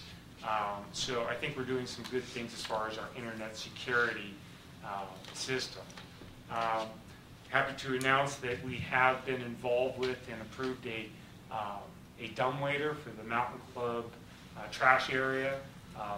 Dale has agreed to do some certain improvements to the dumpsters and some signage over there. We have reviewed the plans with Alpine County and feel that we do have a reasonable solution. So that is moving forward, and that concludes the manager's report. Andy doesn't have to get any more of this 130 emails on the dumbwaiter comment. I'm sure he appreciates it. 161. Okay. Sorry, I lost count. Appreciate that. Nice report. Particularly pleased to see the staff able to jump on and resolve obviously significant operational issues quickly. Very, very nice, sir. All right, that concludes item 8, and we are ready to move on to 9C, discussion and possible action regarding district's financials, efforts to reduce expenses and financial impacts of the continuing drought on the district's finances. And Jill Campbell. Good morning. Good morning. I will start with January financials, beginning with the balance sheet. It's page 39 of the board packet. Balance sheet shows that as of January, our actual operating cash is $2.6 million. Our total trustee special construction, which is our RUS fund, is at $2.9 million. And a question came up at the finance committee meeting. It's showing that it's under budget by $2 million. It's showing that the budgeted amount for the RUS construction is $4.9 million. That's actually a mistake in the system. The approved budget for 14-15 assumed that all funds for RUS were going to be used, all expenses were going to be paid as of November, so that budget amount should be $0 and it will be corrected. For capital assets, you can see that there's kind of a switch between our total building amount and our generation equipment, between $42 million and $45 million. This is due to recommendation from Russ. Bob Benson Because the Out Valley project is not 100% complete, he has us putting that in a holding account, and that holding account just happens to be allocated to buildings at this time. As soon as the project is 100% complete, it'll be allocated appropriately. And our total accounts payable is showing over plan by about 3.9 million. That's due to us holding on to specifically PG&E invoices. You can see in this consent we did pay one for just about $1 million to PG&E. They had also invoiced us for one for over $2 million that has since been voided and is off of the system, but it's not showing that for January. Unless there's questions, I will go to January income. The combined income statement shows that our operating revenues are down by $226,000 for January. We were also able to keep our operating expenses down. So our net for January, we are down $55,000 from plan. Year to date, our operating revenues are down $378,000. Also, we were able to keep our expenses down, so we're actually above plan by about $332,000 for the year, mostly due to the interest expense that we've talked about. We thought we were going to be, we needed to expense more, but for the auditors, we actually got capitalized more, so there was a savings. Also with the depreciation, because the project is not 100% complete, we're not depreciating the entire thing, and we did not do many capital projects for the year. Just a couple of notes on individual income statements. Page 42 is our G&A, and it is showing all property taxes now for the fiscal year. We budgeted to have all property taxes go to electric to cover the rust-tier ratio. And as I'll cover a little bit later, Russ does their accounting on a calendar year basis. And so for calendar year 2014, we actually didn't need the property taxes for this fiscal year to cover that 1.05 tier ratio. So we have moved that out of electric and put them back into G&A so we can allocate as we need to. It's not to say that we won't need them for electric. As you can see on electric income statement is on page 49, and with the move it is showing that we're down $239,000 from plan. So we may still need it to cover our fiscal year, but we can allocate that anywhere from January to June. This kind of goes back to the point when we were talking about the snow removal business, and I just said, well, I thought all the property taxes were in fact dedicated to the tier ratio situation, and Bob, you said it's not true. So this is just, it seems like it's almost true. There's just a little momentary situation where if we needed to have some money to do something like we were talking about snow removal, it would be available, but largely we've dedicated all of our property taxes to the electric business, right? Right now, as of January, you can see in electric, it's on page 49, our year-to-date is at a net loss of $120,000, and to meet the 1.05 currently for our fiscal year, I think we actually need to allocate about $170,000 of our $495,000. Okay. So there is currently additional, but we may need in our, if revenues continue the way they are, it is possible we'll still need them. Okay. Thank you. The last comment is on wastewater on page 47. The only expense that it's above plan for wastewater is on contract services. For January, we're up, we're over plan by $9,300. Year to date, it's $12,000. This is mainly issues with the plant, and we've needed Tesco's help. Those are those costs. That's all I have on January, unless there's questions. On page 54, Jill, can I, oh. So when you look at the 495,000 in property taxes received, that's for July 1 to through January. through January. So is it, so then could you, in theory, you're going to take at least that same amount of money because you're going to get paid again in June, right? The way this shows, though, we accrue property taxes, so we take our $850,000 that we budget to get for the year, and we accrue about $70,000 per month. It's not when we actually receive the revenues on this income statement. So what I'm getting at is, in theory, then, it's likely that the amount that you actually receive is going to be more than you've budgeted for.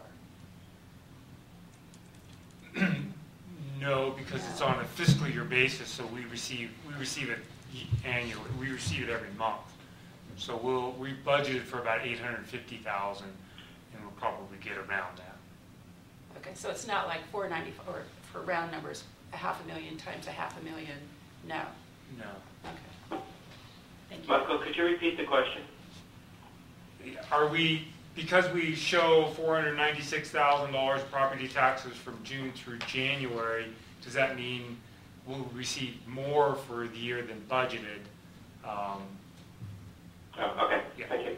Yeah, and Nancy, I think the reason for that is that a number of people in Alpine County, for example, I'm sure Amador too, will pay the property taxes in full in December. Oh, okay, yeah. So it's not half and Okay, half. got it.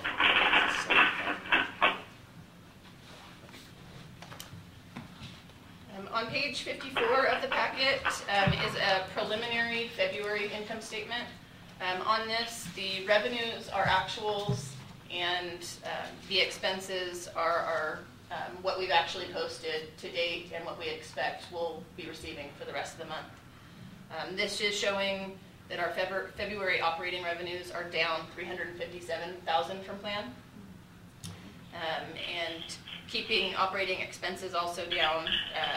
We're looking currently that February is going to be down $155,000 from plan, but year to date, we're still looking at a net $188,000 better than planned, mostly, again, due to the interest expense and the depreciation costs. And what is that? The interest? Yeah, the accounting irregularity. How are we really doing?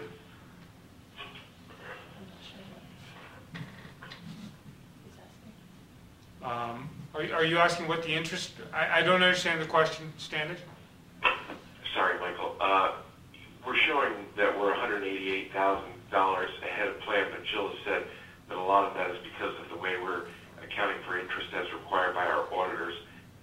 What's the magnitude of that accounting change or irregularity? There's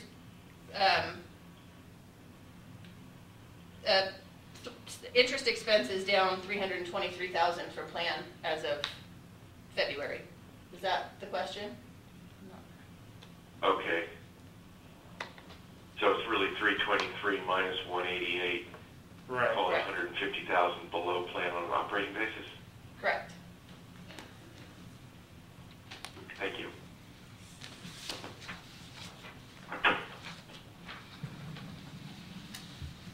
I will move on to the operating cash waterfall on page 55 of the packet.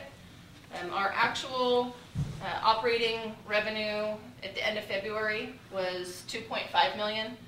It's showing down $563,000 from plan. A large part of this is due to timing. We did not receive Vail's payment for January invoices in time, and that's about $360,000 that was just posted to March. But it does show that currently At December 15, we are at 1.3 million, which is down 146,000 from plan. Next steps on this. Currently, under loans, we have the COP loan and the RUS loan and the CAT interest.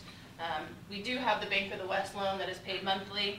Currently, that cost is just added into our operating expense total. That will be broken out. Also, with all of these loans, interest will be broken out from principal payments, so that can be seen. And as this is showing a roll-up of all of our departments' operating cash, in the next version we will have specific detail per department, so you can see exactly where our gains and losses are. So I've asked Jill, and Jill, I think we'll pull this together for sometime next month, I guess. But I look back to our July cash, actual cash, it was about 2.7 million, beginning basically 1 month into our fiscal year. So here in January, it's 2.6 million. We're down $100,000 in cash in the general fund. But in this same period, we were covering all of our income statement expenses and all but a couple $100,000 of depreciation. So in a simplified way, I would have expected an increase in cash of $1 million or so rather than a drop of 100,000. So we've used that $1 million of cash somehow, and Jill's going to outline how that's been used. I mean, well, to what extent was it the interest issue? To what extent was it payments in the fall for coke membranes or something like that that's just being depreciated and so on? But I'd like to know where that $1 million or $1.1 million of cash went.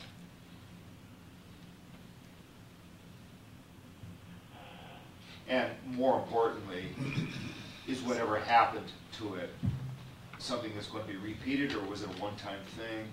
Are we looking forward to a trend of constantly decreasing cash values year over year in a way that can't be sustained?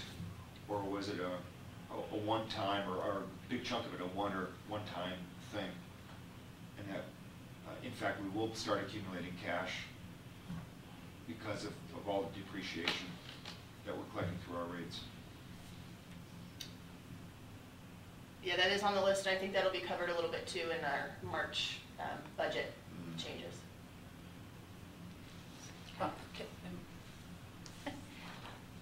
I know staff knows that. I'm curious about this. Is what was the Bank of the West loan for? The question was, what's the Bank of the West loan for? It refinanced our real estate, our building loans, but it was kind of in the time between when we were starting to accrue expenses on the Out Valley that we were covering out of our operating funds before we got the RUS loan and the COP loan. So it was a bridge. It was a bridge. It So, was a bridge. so that be, and this may not be the right place to ask the question. So is it, if in the future you were to refinance your RUS, is it possible to take that $700,000 and put it in there, or why wouldn't we have done that in the first place? Because depending on what we use that for, Nancy, if it was for electrical issues like the Out Valley, most definitely you could probably refinance it. If it was to refinance these buildings, then you couldn't because they're not electrical. Right. So determining on the use of the funds is determining on how you could refinance those. And you couldn't refinance the buildings. You can't say, oh, a portion of the buildings represent Part of the project. Part of the project. I mean, think of all the work that's been done in some of these buildings to be able to actually perform the work. Just a question. Yeah, don't know the answer to that. Worth looking at. We certainly looked at it at a top level before, but if it's worth another pass, given the significance of the loan, that's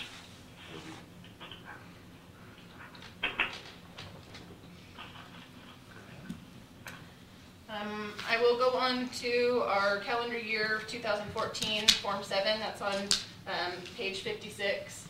We're not looking for approval from the board for this. I just kind of wanted to bring it up because we will be filing it with Russ. It is showing that is at the end of December of 2014, our Russ tier ratio is going to be at 1.17. As I mentioned, we did take out all of the property taxes allocated to electric from July through December.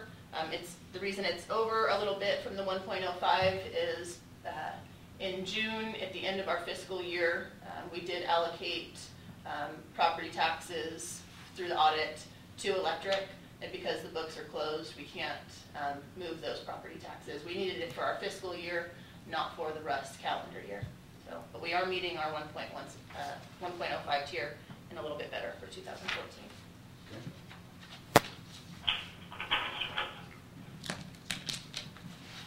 That's a wrap on 9C. All right. Thank you, Jill.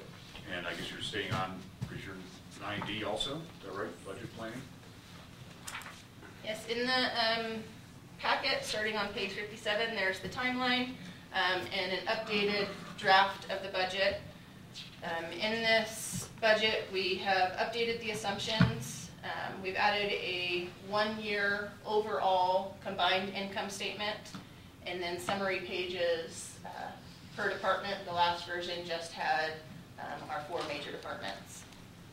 So I'll just go through some of the key assumptions that have changed since the last version.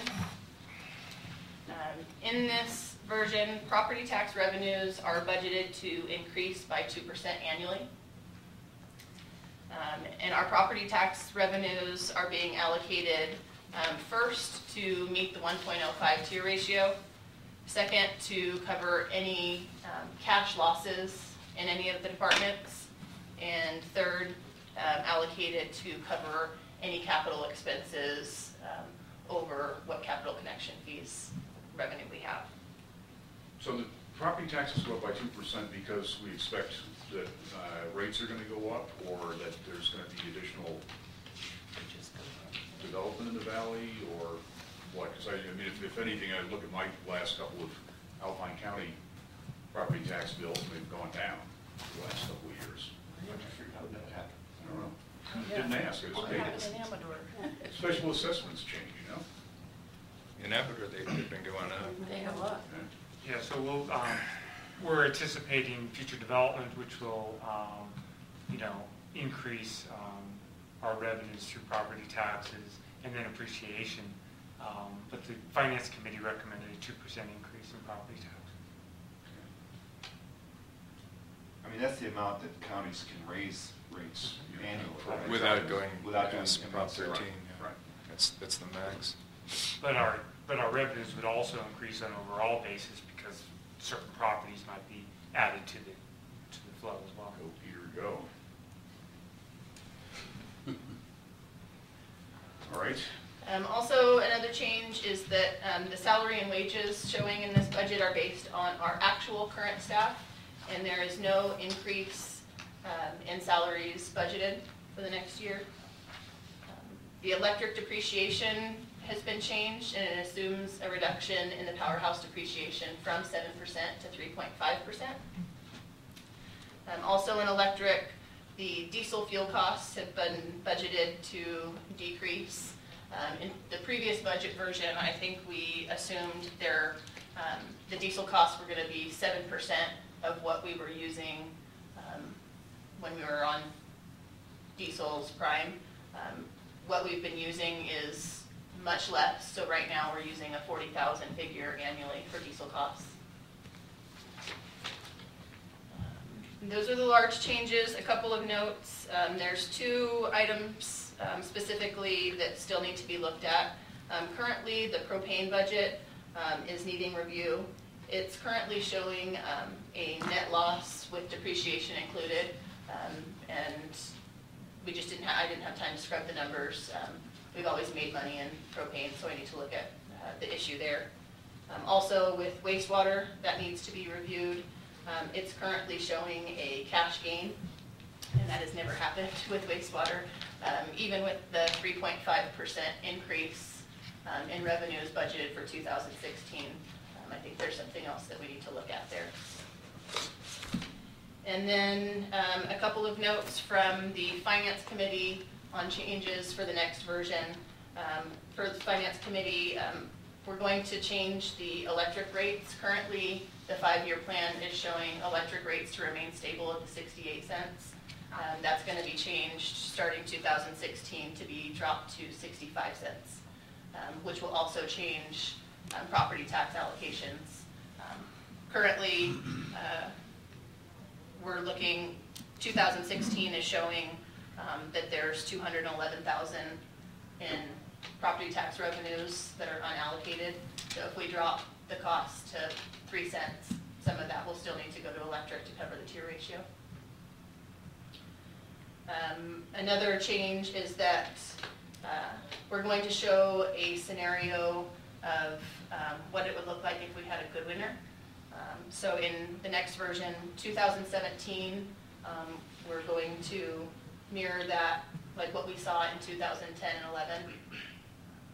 If we have a better winter, what that would look like.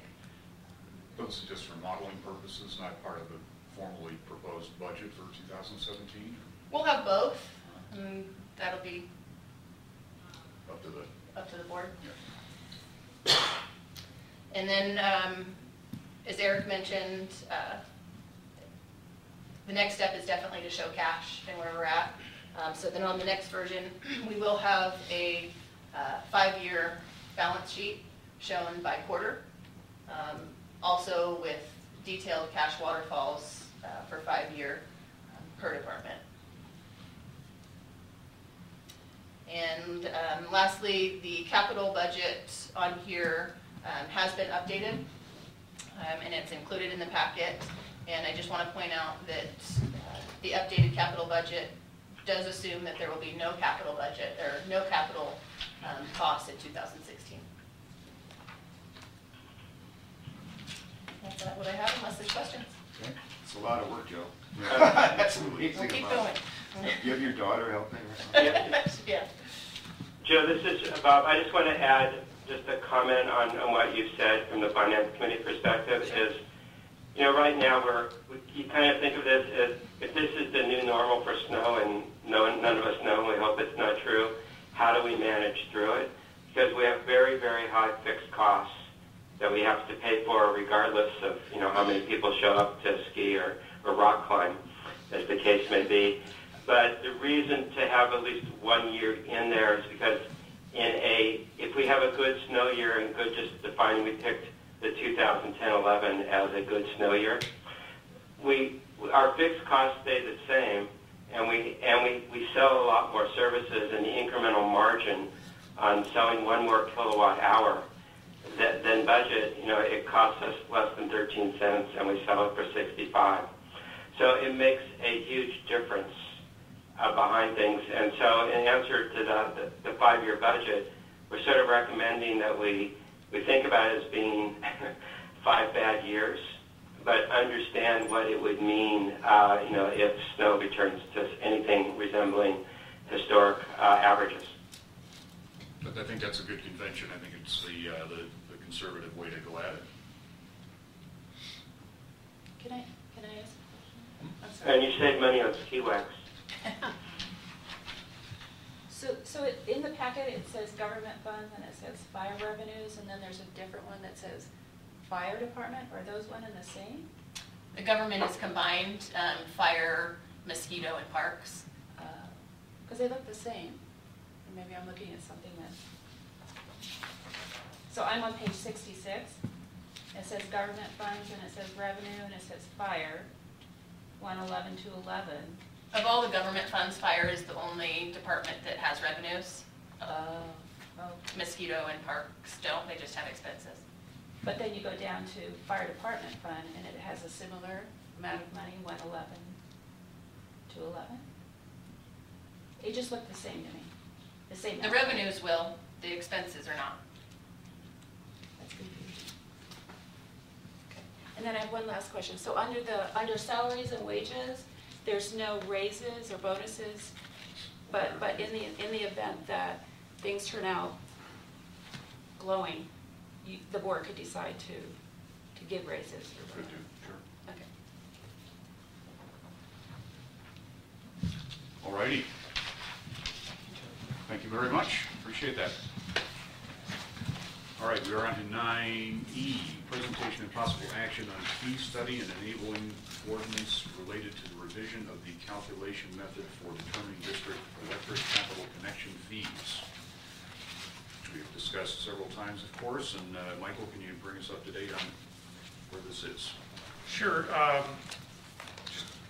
Just to let you know what we're looking for the board to call for a special public hearing, not a special one, just a public hearing at the next board meeting. As the board knows, we've been reviewing capital connection fees, and after several reviews, the latest capital connection fees changes before the board. The revisions, we've added a 1% annual inflation factor to the non-electric debt service fees, raising the total non-debt service collection to 10.5. I think that's still in the range that we were looking for, somewhere between 14 and 4. We've updated the capital budget to tie into this new line on this new fee. We've kept propane out of the equation for now, as it really complicates the issue, and its debt is much, much smaller. And we've done the same for wastewater as far as leaving it out of this. But we can look into both of these and bring these up on a subsequent version if it's the board's desire. We have produced a notice of public hearing with Finance Committee recommendation and board approval. The notice would be distributed for a meeting to be held on April 11th. It sets the rates, currently it sets the rates for 5 years. The Finance Committee has requested that we amend that and show what the full term of the rates would be rather than just the 5-year portion. We've also produced Ordinance 1502 to be considered on the by the board if it so chooses after the public hearing.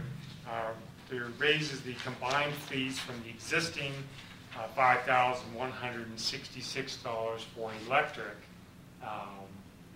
So it raises the fees for electric capital from $5,166 to $5,518 in 2016, and then raising it after that.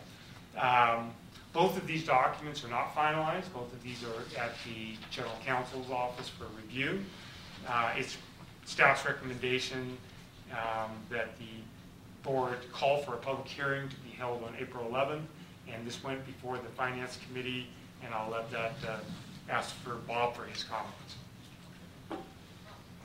Thanks, Michael. So the Finance Committee reviewed all this, and we recommend that the board call the public hearing. After looking at all the data, we think this is if you look at long-term, meaning 60 years, this much more fairly allocates the cost of what we build to future occupants of buildings rather than what we currently have. And so I'd like to thank Eric for about a year ago bringing this up and being persistent until we got all the data and looked at it. And I have to say that I'm extremely happy with the outcome so far, at least what staff has done. Good. Any other board input or questions on this one before we move forward to the, I assume we need a motion to yeah, I prepared. I move that we have a public hearing on this item at the next our next meeting in April. Dornbrook. Rickard seconds. All right, all in favor? Rickard, aye. Andy, aye. Dornbrook, aye. O'Grady, aye. Epstein, aye. All righty, public hearing will be in the next board meeting. Moving on to 9F, discussion and possible action regarding final issues and ongoing maintenance associated with the Out Valley Power Line project. Manager Sharp. So the Out Valley project report will come in 10 parts today. The construction update, station service, 88 repairs, overall cost of ownership changes, depreciation schedule, the station service, or the switch station reports, and the incidental costs. So starting off with the Out Valley closeout and completion. We're getting the list down. The remaining Out Valley closeout items is to send the as-built survey data to Caltrans, prepare claims with the state with regards to the French drain issue on 88, close out the SWIP permit, review Caltrans annual requirements, final contract documents, the final payments need to be done, process any pay requests, notice of completions, record record drawings. So I think everything is on track, and I think we're in good shape to get this closed out with the remaining issues that we'll discuss further in this report. The station service, this is for the 110 power going to the KM Green building. Good news is that all the inspections have been completed, and all the work has been completed, and this has actually received approval through Amador and PG&E.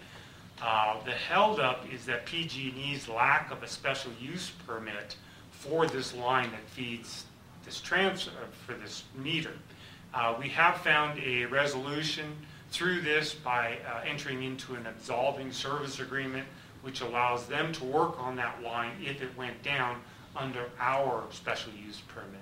So we're under review of that agreement. I anticipate signing that, and hopefully at the next meeting I'll be reporting that we have received a meter and are getting service.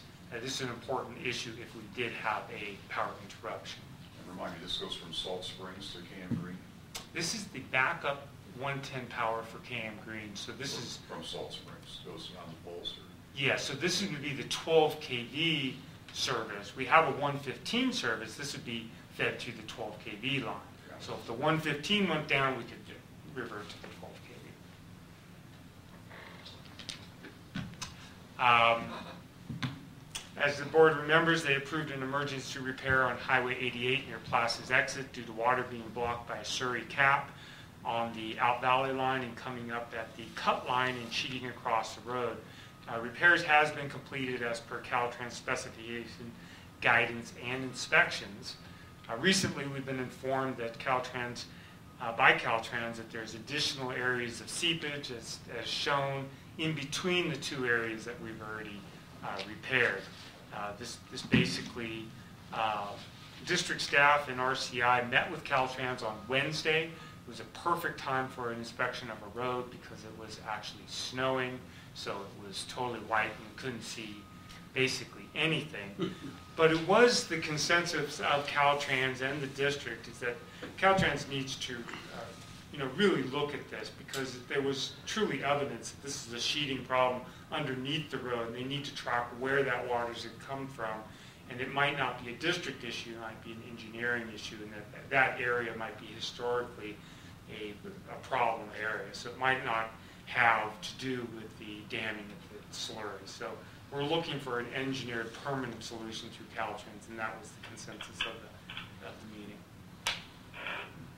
But as you clarified, I think at one of our committee meetings, was the operations. Right.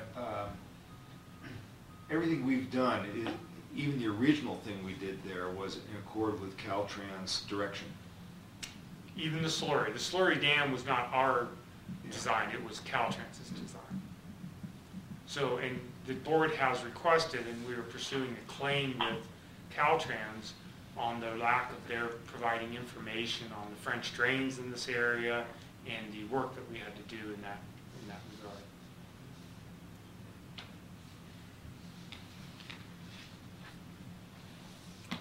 On page 95 in your packet is the updated cost, Out Valley cost forecast. The only change is an allocation or an estimate of $200,000 for PG&E's final true-up costs for the project, including an estimate of $120,000 in telecommunication and testing to get the project complete, and $65,000 for work completed since energization. We are actually working with Caltrans on the true-up, and we're still in that process. But I wanted to put a dollar amount in the forecast, just so we have a placeholder at this point. Bob, this is Bob. I need to sign up at this point. Thank you for yes, thanks for participating, and we'll catch you soon. Okay, bye. Thanks, bud. Bob Epstein. Has left the conference. With this new full cost forecast, the impact to the reserve for the funds needed, after this expense, it leaves a reserve balance of 1.9 million after everything's said and done. So the only financial risk of the Out Valley project at this point is the final true-up with PG&E. The switch station is pretty well known now. The station service is pretty well known now. Any of the other variables is pretty well known. So I think our financial risk is still the true-up with PG&E. Has PG&E revised any costs downward?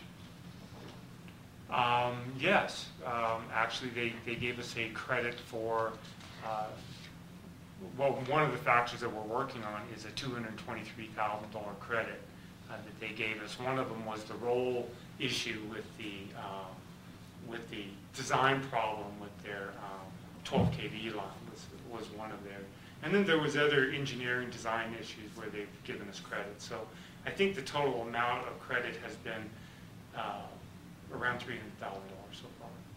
And that's all been directly, in a reflection of staff's work on negotiating some of those credits. But we've not been successful or have a basis for challenging some of their engineering costs and so on, just the level of costs compared to what all of our other engineering costs were for a much larger scope of work. Yeah, and where their engineering was at fault, we've been able to challenge that, and they have backed that up, like the rolling issue that we talked about. But as far as a cost they put down on a timesheet for an area that they would determine justifiable, no.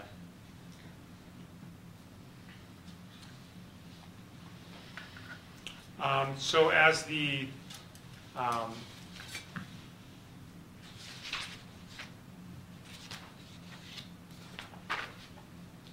board remembers, the district staff wrote a letter on January 6th asking PG&E that during the true-up phase that we look at the operation and maintenance costs of the substations.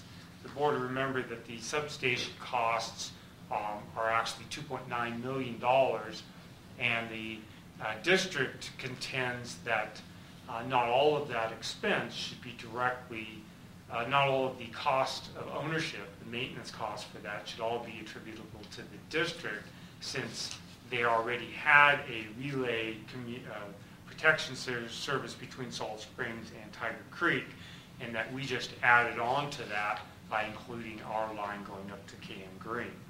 We have received a recent letter back. After 2 months, they have kind of given us a form letter that basically states that the equipment used in the upgrade was all for the district's benefit, and none of it is redundant on that existing communication that was needed. And we're reviewing that right now, but that's, I think we're going to contend that quite a bit of that equipment actually is redundant and should be paid for as far as maintenance by PG&E, and that's our ongoing negotiations on that subject. And we have not paid any cost of ownership charges to date. Saw the letter. Didn't offer much daylight. No, but it didn't offer much detail as well. So I think it's an area that I think we really need to pursue. Yeah, and that's also, Mr. Tannenbaum, I think is,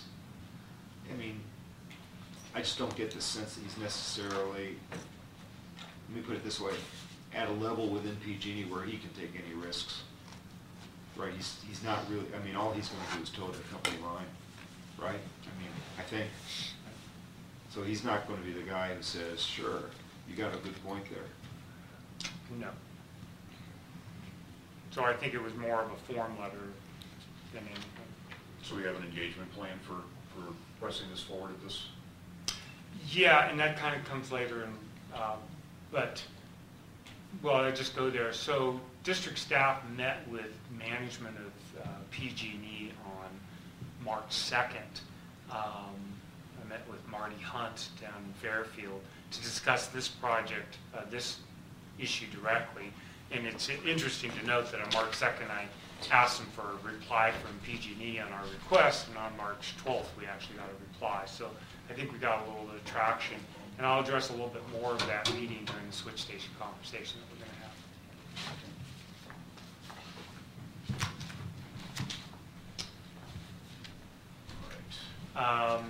As far as the depreciation issue with the powerhouse, the district sent out a letter on February 6th requesting a determination of the depreciation issue.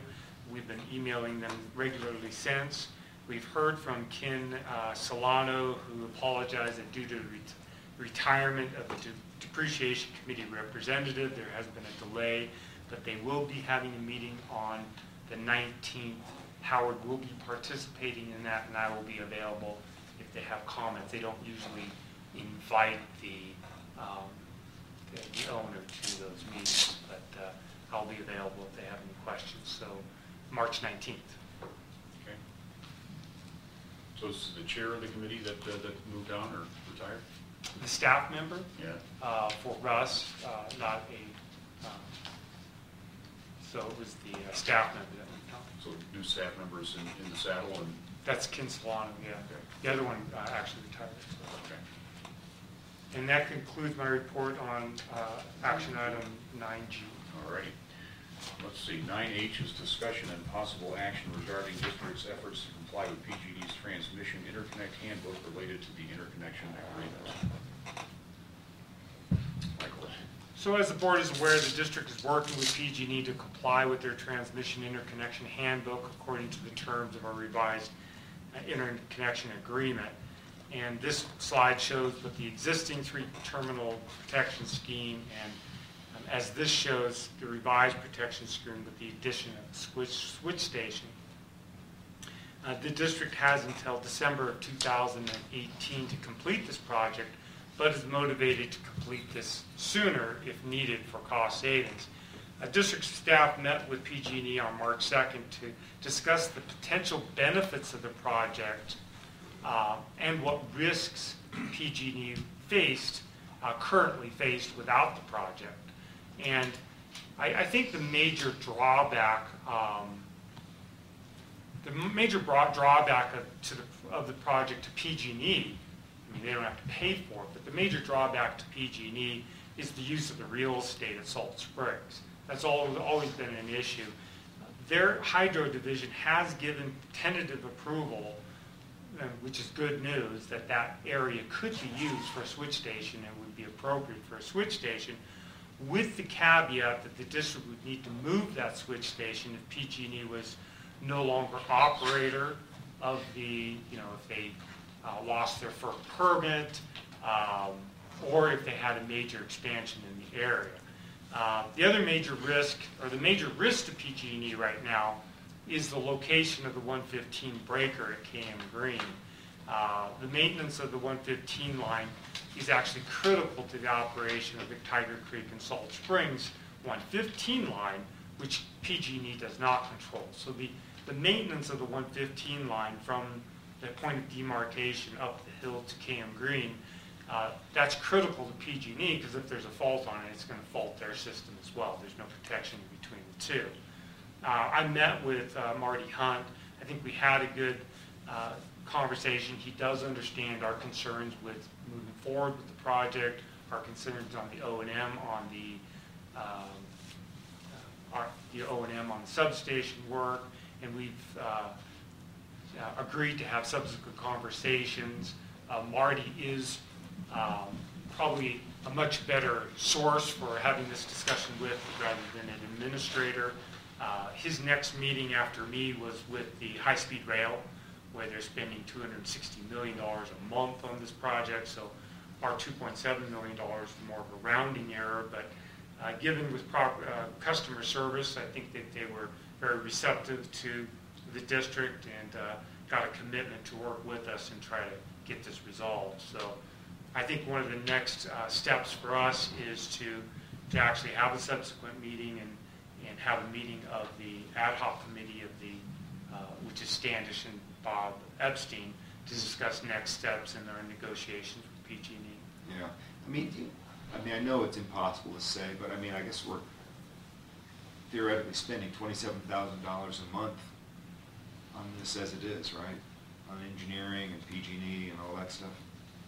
$80,000 is this, which we've already spent, is the system impact study. So Yeah, I just saw it budgeted was $27,000 a month through the remainder of this year. Oh, that's just a straight line estimate, sure. Right. I just, you know, obviously the sooner we can say, okay, it's not necessary, or here's an alternative solution that doesn't involve $2.7 million, the better, obviously. And if there was a way that we could provide a maintenance assurance to PG&E that we were, the district was, or an outside contractor was performing maintenance to their level of satisfaction, that would take away, you know, that potential risk that they would have on that maintenance of that 115 line. So that's one of the areas that we discussed with Marty at the And can you just remind me, what is Marty's position within PG&E? He's the head of the owner projects. So we're considering an owner project because we're actually instituting this. So he's the head of owner project. He works for John Parks, who works for Greg Lemler. So John Parks and Greg Lemler were the two people that we met down in PG&E with regards to the 115. Okay. And that's the highest level that we recently have met with. Okay. So he's a projects-based person. Right. He manages all the project managers, and one of his employees was Orby Davis, and now it's Barry Shepard. So okay. He's on a similar level with me. I would, while Michelle and Orby were on a similar level as far as project managers. Good. Thank you. And with that, I open it up to any questions on the board on that. So you're not into the schedule and budget? No, I can proceed if that's it, if there's no question. Are there any questions on this so far? All right, let's proceed forward. The switch station project schedule, we have received a revised expedited schedule from PG&E, which shows the time frame. Staff is currently reviewing, but it does now show, this is not the schedule that's tied into the IA, this is just a what if, and they have shown us the schedule, what they would have to do to actually meet the 2016, end of 2016 completion schedule. So most of the work is review and design in 2015 with construction in 2016. And this is given some good news about weather. We need some good news about the peregrine falcon as well, as far as his nesting habits. The staff is working on, with PG&E on a revision on the system impact study to change back the telecommunications portion and to allow for incidental charges for the startup meeting and to determine the direction of the project and determine if the project could be completed on an expedited manner. This system impact study, revised system impact study, will come back before the board at the April meeting. At this time, the switch station budget has not changed.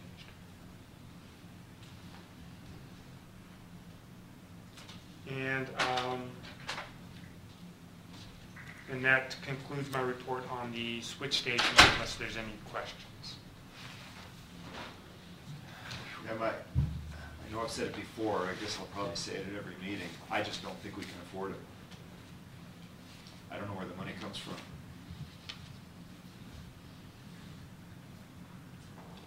So I hope the finance committee has a better idea where the money comes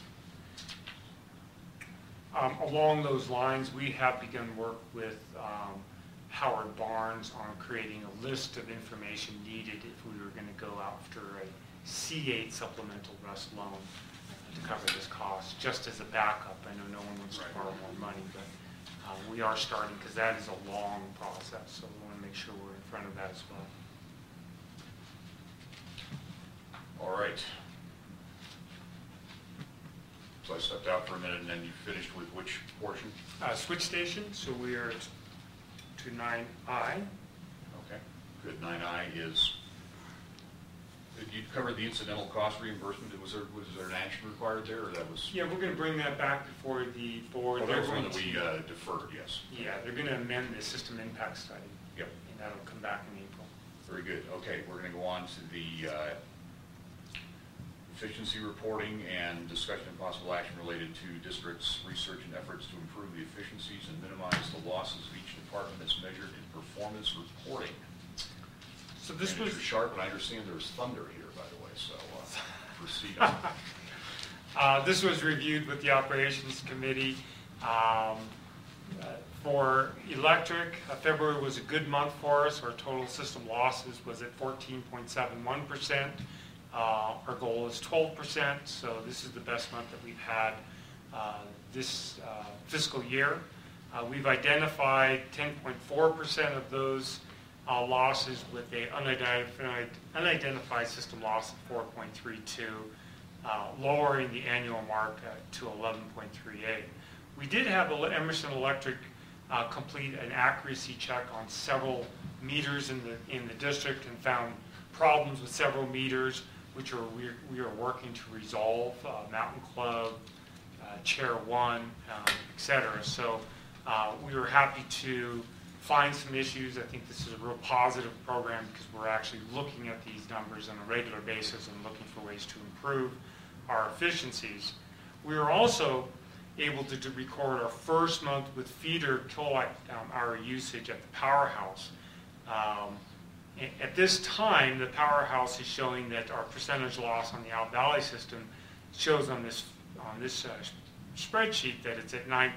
But please remember that that includes some of the items such as the KMPUD switch station and transformers. So we need to break out these numbers and actually redefine some of these percentages and definitions, because some of those are being double counted at this point.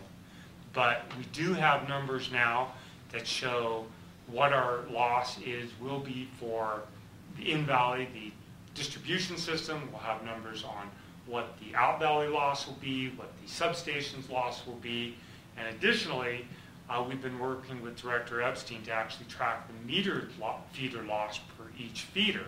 So we'll be able to say if the distribution system loss was 6%, a certain percent of that is due to the commercial feed, a certain percent or amount is due to the lift feed, and a certain amount to the residential feed. So we're really kind of narrowing our focus down, which, as the board knows, is our first steps on resolving it, is identifying the problem so that we can resolve it. So had some good feedback. A couple of things we're going to change on the reporting system due to operations committee meeting is we're actually going to put the goals of where we'd like to be on the reports themselves, and we're actually going to write down some of the action item lists themselves and put them on the form so that it's all-inclusive and we don't have to rehash certain things that we're working on. For propane, we have a percentage of unmetered at 4%. Our production of propane is down 15% for the year, so it is a much warmer year, as everyone knows, but our percentage of unmetered stays within our within an acceptable range. Water has had a good month as well. Our total system losses was 11%. We have a 15% goal. On a year-to-date basis, we've identified somewhere around unidentified losses at 10%, 14% on a year-to-date basis. The goals for these items are at 15%, which is the industry standard. Besides just being more efficient and conservative, one of the items that we'd like to do is actually pressure tests in the system once we slow down to actually identify where these leaks are coming from. Wastewater, we have a numbers issue in February. We showed influent metered at 2 million gallons while we only actually pumped about 1.5.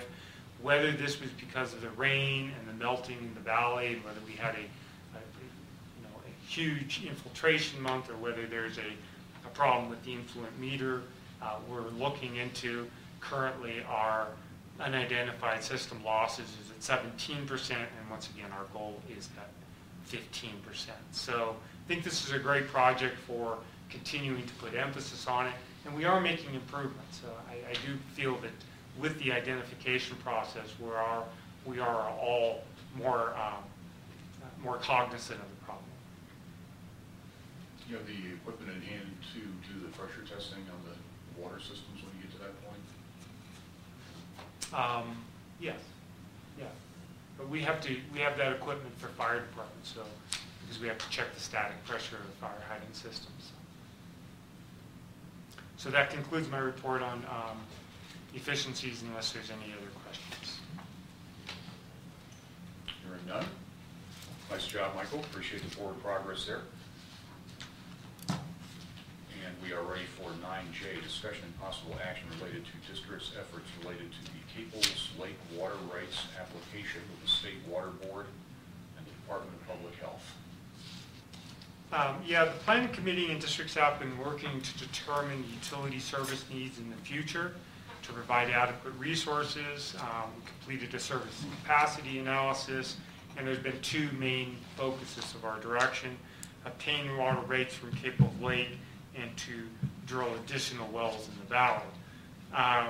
Attached in the packet is an updated version 7 of the project description. This incorporated changes discussed at the last meeting, including we've attached the entire services capacity analysis for further information. We've attached the water and wastewater system map. We've cleaned up some wordsmithing and deleted some other items. The board will be asked to approve this document for distribution. This is not an approval for submission in a permit, just to distribute to the California Fish and Wildlife, Foothill Conservancy, EID, the counties, and other various agencies to flush out any issues or protests that might be.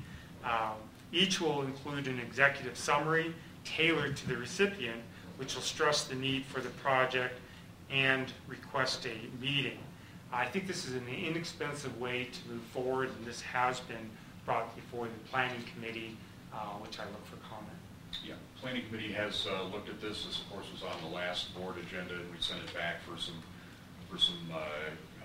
additional consideration, which has been worked through. So everything about the system description as it stands now is supported by the planning committee. I don't think you mentioned on the attachment of the resource document that you're attaching to the back of it, that we agreed that we would tailor that to the specific recipient as well, so that it's, shows the relevant information for the given recipient, but not a bunch of other stuff that may be completely irrelevant, wastewater or other things that are kind of not directly cogent to the water rights topics. I guess I have a few questions, of course. Please, of course. This planning committee was asked to compute the length of time that would be gained from adding storage. Did you guys discuss that at all, or did you have a chance to do that? Let's see. We agreed that we were going to pursue grants to try to increase storage and to make that a priority, because it seems like that's the highest leverage thing that we could be doing. I.e., if we had additional storage, we could, even with low pump rates, fill a big storage tank and use it over high demand weekends. So they didn't really, Matt didn't really compute the length of time that would be gained by adding a tank in terms of or not. Yeah, so in the capacity analysis, if you look at the graph on water,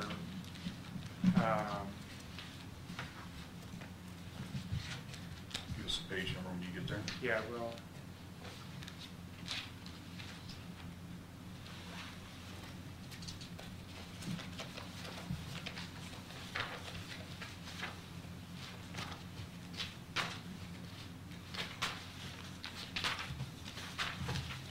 This is the services capacity analysis. so if you look on page 73, of the packet, you'll see a water system storage requirement projection. And currently we have, It's not board packet, page 73 though. Yeah, it's the 30. It's 70. Oh, that's only 41 pages. We get so much. Anyway, go ahead, Michael. well, if you look at the graph on, I showed it as page 73, I don't know exactly. But if you look at the page 37 of 41 in Matt's services capacity report, you have a storage capacity, and you'll see that for the existing storage is at 950. Right. The additional storage tank, which would be a minimum storage, would be an additional 600,000. Right. And if you look at the time frame when the red line kind of minimum storage to meet, it's kind of 2025 is when that storage would actually, so it would bring you out to about 2025 is that additional Before storage. that would avert a crisis until 2025. Exactly. Wells keep drawing as they're not drawing. Exactly. Okay. So that graph kind of, and I went over this question with Matt prior to this meeting. So. And did he, another follow-up question that may be not relevant at this point, but where would you locate this tank? You know, that's a really good question, and one of the reasons that I'd like to get this project description approved for distribution is I'd like to meet with the Department of Health Services and discuss not only of drilling of wells north of the absorption beds, which is something that we've been prohibited of doing in the past, but also the location of a storage facility near a treatment facility. Because, you know, as far as owning land and having the best place for it, it'd be nice to have it at a location that we already have the property. And if so, if we could we reuse potentially where the old Danbury tank was? Forest Service question, but yeah, most definitely. Because I think we probably still have piping up there. But that would be, the report mentions putting it near the wastewater treatment plant. What's the advantage to that? I mean, I thought we wanted our tanks up high so they would drain. I think Matt's version of that is that we have plenty of pressure in the valley and that we could put an additional tank at surface level here. Okay. The benefits to that is access. We could pump directly from a well. Let's say we drilled a new well, pump directly into the storage facility and treat it right in the storage facility rather than having an inline pumping situation. That way we get retention time with the chlorine, which, as you know, is a factor of, you know.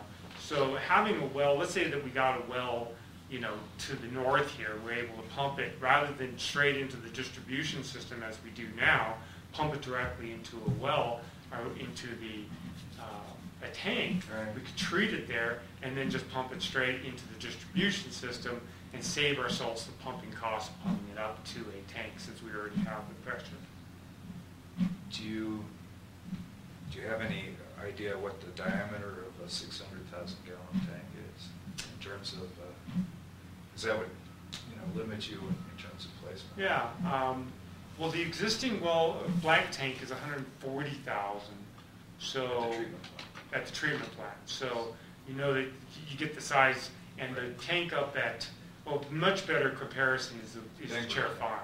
There's the Chair 5 because that's 700,000. Oh, that's 7. Okay. Yeah. So it's about the size, maybe a little shorter of the watch tank. Okay.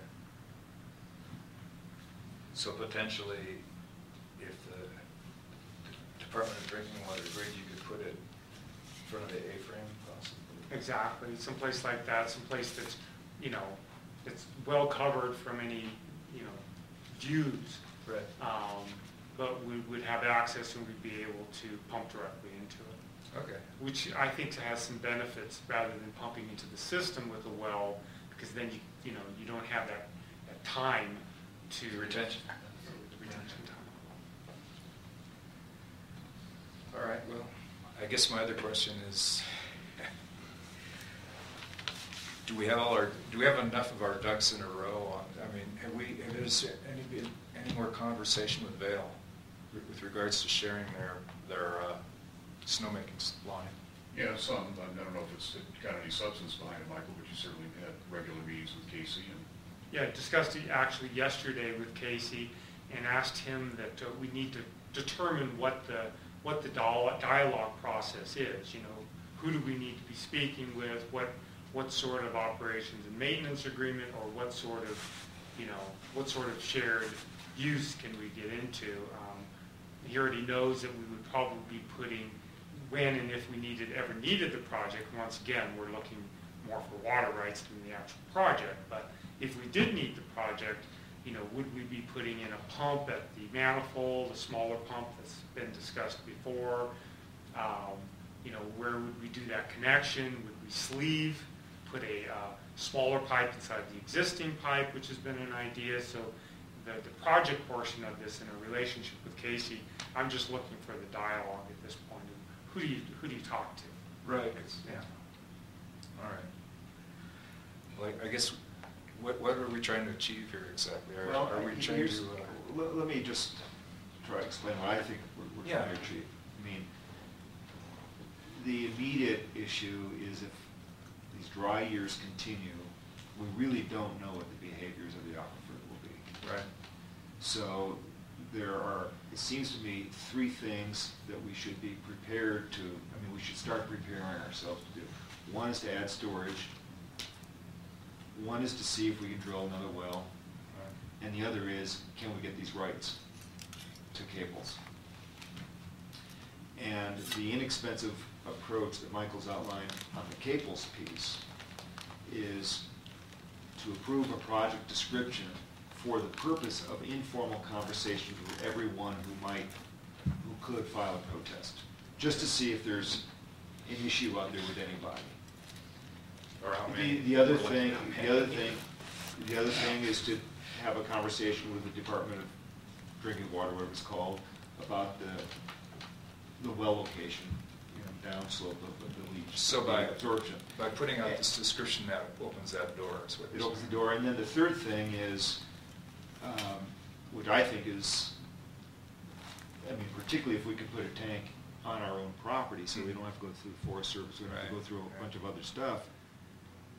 You know, that, you know, can we get grant money? Because the tank is not about increasing capacity. The tank would be about seeing us through dry years.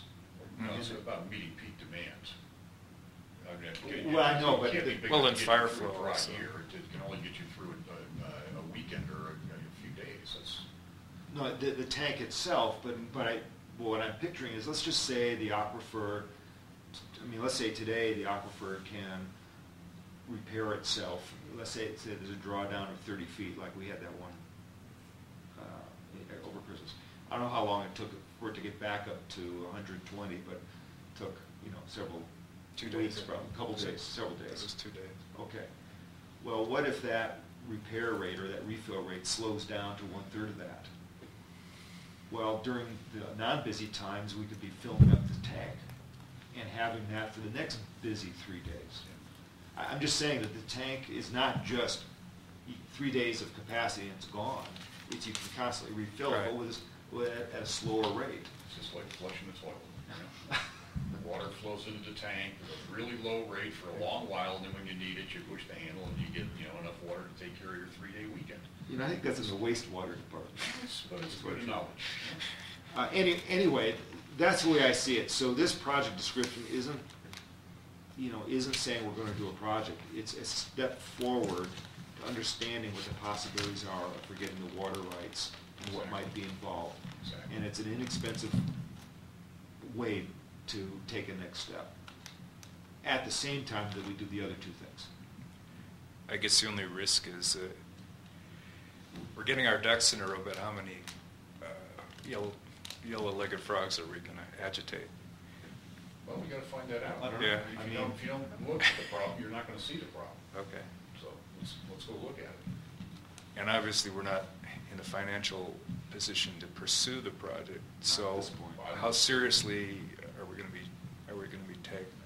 Well, I'm looking at this as, you know, it's preliminary investigative steps to find out whether or not there's a feasible project, and if there's a feasible project, how much would it cost, and if there's a feasible project, how long would it take to implement, and you know, and what's the increasing demand? I mean, we're working with a lot of variables variables here to try to characterize a landscape, and ultimately we would understand what is the point in time in which we think this is or is not the right project, and what is the right point in time in which we would or would not be financially and practically ready to proceed with it. And these things, in my view, they're years into the future, years into the future.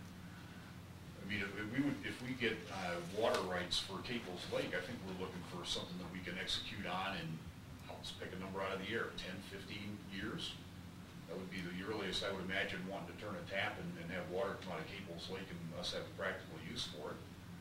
So it's not something that we're expecting to spend money or a lot of staff time or launch a big expensive project on in a short amount of time. It's just a way downrange thing. And nor do we know that's the preferred alternative. Right. We just don't know that. I think building an increased tank capacity is probably the priority and the highest leverage item. Just intuitively to me, that's right. No matter what your pump rate is, if you've got a big storage tank, given our demand characteristics, highly weekend dependent and all that sort of stuff, having the ability to deal with a high peak demand is really a very desirable thing. So I think the tank is probably the thing that gets you the biggest piece of that, the quickest, but it's limited in its usefulness. You've got to ultimately deal with the other underlying issues of how much can you pump. Okay. Is it the planning committee's recommendation to distribute this version 7? In fact, or it what's is. the planning committee's recommendation? The planning committee's recommendation is that we distribute this current version, and then Michael starts on a round of talks with his defined set of folks, and that we have him report back at a future date what he has determined by going to look at the yellow-legged frog situations at all. So yes, that's what well, I'm not sure if this is the appropriate time, but I certainly support that direction, and Eric's three-pronged approach sounds right to me. Storage, wells, and these water rights, unless I'm missing something. Don't think so. Anybody interested in framing a motion to adopt the project description for distribution only? Do you want to ask it? Are there any questions from the public? I apologize. Okay. Yeah, I'd like to move that the project description as currently written be approved for informal discussions between Michael and the interested agencies and other individuals. I'll second it. Peter didn't jump in there. All in favor? Aye. Oh, Rickard, aye. MD, aye. Dornbrook, aye. O'Grady, aye. And Epstein is gone, so. Okay. I have one other issue on this, a brief update. The district has been contacted by Vail Resorts, the current owner of the ski area, with regards to they have 2 water rights to Caples Lake. Are they comfortable with us discussing this at this point?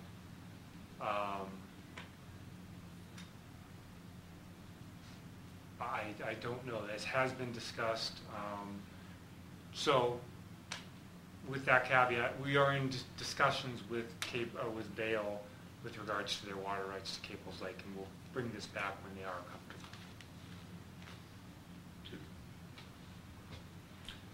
All righty. We are ready to move to 9K.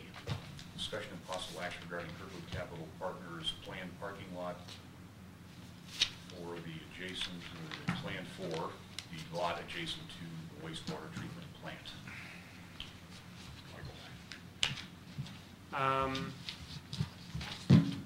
So, Kirkwood Resort Development is proposing a 193 parking space parking lot next to the district on Loop Road. We have been in contact with Amador County. It appears that KRD has submitted a specific plan amendment proposal to Amador County, which would remove the parking prohibition on the former school site and add a prohibition against above-ground structures. This will be reviewed by TriTac. They have set their meeting for April 11th. These will also be reviewed by Amador Technical Advisory Committee, Amador Planning Commission, and the Amador Board of Supervisors. These will be additional forums to solicit public input and concerns. We have received initial information from Amador County on the initial submissions, including response to county comments, project description, maps, legal description, applications for the zone change, and the environmental form. The district has sent out a letter to Preston Roper requesting that KMA delay in any approval of an agreement with KRD. That is also included in your packet. And we have had a meeting with Peter Force discussing this issue, and I opened it up for discussion and public input. At this point, it is staff's position to participate in the public review process through Amador County. And you said that's going to be on April the 11th is when TriTac first takes this up? April 10th, the Friday before our board meeting.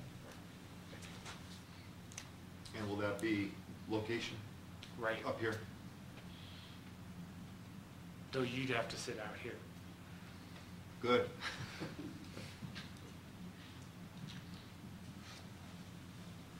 So we can participate in that meeting, can't we? I've been in TriTac meetings before. Yeah, board can participate if there's more than 3 members of a board here, however. Understand. Yeah, that would, Excuse me. it would be cleaner if only 2 board members would attend. You want to review what we discussed at the planning committee? Well, in the planning committee, I think, you know, we had a lengthy discussion about what KMPUD's role in this rightly needs to be. And there's an obvious role, which is that Michael, as our agent, will be in there in any public review process to talk about issues that directly affect KMPUD. You know, the fact that we're the next door neighbor of the developed property, the fact that we're responsible for water quality in the valley would be examples of that. And then there are things that are, you know, clearly, or then it gets a little grayer, but ultimately it gets to things that are clearly not within the KMPUD purview. I'll pick an example that I used in our committee meeting, which is what if a resident in the valley across the way is concerned about the visual impact of what happens developing the parking lot over here. Directly a KMPUD topic? I don't think so. But I think, you know, the gray area is, do we think we have some role as the only public agency in the valley in trying to make sure that there is a full and complete review process that is public, transparent, well communicated. And I think we see ourselves, at least in the discussion of the planning committee, we see ourselves as having such a role because there is precious little in terms of other agency or other process ready, willing, and able to discharge that set of responsibilities. TriTac, God love them, but I don't think that they've got a brilliantly crafted communication plan and way of getting important issues that are affecting all of us in the valley in front of all of us in the valley. I think they're sort of on their own over there. I don't think that, I could be wrong, I don't know if there's a single member of TriTac who's a Kirkwood resident. So I think, you know, we are sort of de facto not directly easily included in their deliberations, and I see some role for KMPUD to help that along by the fact that we are tied into every part of the valley here and the community in the valley here, and have communication tools that might be helpful to announcing TriTac meetings or doing other things that would help keep this up where it should be visibility-wise. So I think that's what I think we took away from Good summary. From the discussion. Is Peter going to say something? I'm sure Peter is going to say something. I'm not sure. Well, I he's was going to say wait for all the board comments. Okay. You know, since I was just informed of this and invited here, so. Okay. Well, we try to be effective communicators and invite Right. all the stakeholders. Well, in and as have I. You know, I started meeting with affected property owners, Michael, other people months ago, to be fully transparent, and tell them the process we have engaged in, entered into. Again, transparency is important to us. Public comment, neighbor comment, community comment is all also very important, and those are all been taken into consideration when we work with our site planners, with our engineers, and looking at many of the different comments that I've received. I'm sort of not in a position now, because there's a public process, to describe that, and there are, again, I would take some exception to, I guess, a question about the role of the PUD. Clearly there's a role. Is it the role of sort of being the public entity and either usurping or sort of interfacing with the TriTac process, with the Amador County process, which is a very thorough, exhaustive, noticed process that will happen, in a timeline that is consistent with our specific plan, county rules, regulation, noticing, that sort of thing. So, again, happy to have you guys involved. Like I said, I've been meeting with Michael on this and other people for months. So, I don't really have a whole lot to say about the project itself, other than it is consistent with our long-term plans and goals, with our communication with Vail about creating parking spaces and where is the most appropriate place to do that. So, Peter, I know you're relatively new right here. So, for those of us who have lived through things like the specific plan process, which was probably a very major what you might think a county will do to communicate to those people affected is not what these counties do. Primarily because we're in 3 counties. So Amador County does not, believe me, Amador County does not send out notices to residents in Alpine County, and vice versa. It just doesn't happen. TriTac does not proactively send out notices to people that there's a TriTac meeting and here's the agenda. You have to know to go ask to be put onto their mailing list. It's not like we're all in one county and everybody within a certain radius of our distance from a property gets noticed. It's not what happens. Well, so for even as something as major as a specific plan, things were going on that I know I was very interested in. I never knew what was going on. The only way you get to know it is through gossip, through, oh, did you hear about this? Did you know about that? If you want to say something, you better get, find your way to Amador County on such and such a date. So that's what's been, it's just the fact that we're in 3 counties. I mean, it's nobody's fault. It's just we're in 3 counties. So we represent everybody, and I think being an information channel is appropriate. Sandy? I'm Sandy Sloan, and I have a house on the East Meadows, but I've been a homeowner in the valley for 34 years. You might want to get close to one of the polygon Come sit next speakers. to me. Sure. Sandy just wants to hear what you have to say, I'm sure. Mic right there. Okay. So, is that okay? Yeah. That's okay. I very much appreciate the PUD being involved in this process. I think this is a very serious request. The effort and time that went into the specific plan and the adoption of the specific plan was enormous. And I was intimately involved, and also primarily with Standish O'Grady, Judy Flynn, and Reed Bennett. And on behalf of all the homeowner associations, we worked very carefully with Kirkwood Resort. And this area has a specific designation and a specific zone, and the zone does not allow surface parking. And it's very different from, extending an existing parking lot or doing a remodel or doing a new condominium development in the area that's designated. They are asking for a change in the specific plan and a change in the rezoning. So I think it's very important that the PUD help publicize this request and be a conduit for all of us. And I also think it definitely affects the PUD. I personally think the idea of this parking lot downhill and having more beginner skiers struggle up the hill with their skis even farther than this parking lot is silly. But my main concerns are environmental, and I think most of those are the PUD is affected by. I looked at the staff report that was, I mean, not the staff report, the developer's report that was submitted to the county, where they checked off their environmental concerns. And it's naked. It's what's known in the law as a naked checklist. Everything is checked no with no explanations. Just a few examples. Are existing features changed? Check no, even though at least 200 trees will be removed. This is not a lightly treed area. Will scenic views be affected?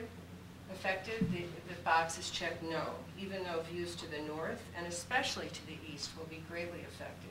And the view of the homeowners on the east side, Bob, are not just affected by the loss of the trees in the parking lot. They're going to see the PUD facilities more easily because so many of those trees will be removed.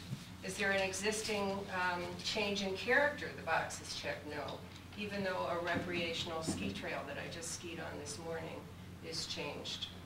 Is there a change in stream and groundwater quality? The box is checked no, even though the project will most likely impact the stream channel and the water quality in the meadow. Finally, I am greatly disappointed that whatever this organization is now, KRD, I think. KRD and Vail are not coordinating their efforts at parking more efficiently. I understand also through gossip and word of mouth that Vail is proposing adding parking along Kirkwood Meadows Drive on both sides and perpendicular parking. That's going to greatly affect KMA, but also affect all of us who drive in and out of the valley at all times of the day. And meanwhile, KRP is proposing this parking lot down the hill. And that is, once again in court parlance, piecemealing.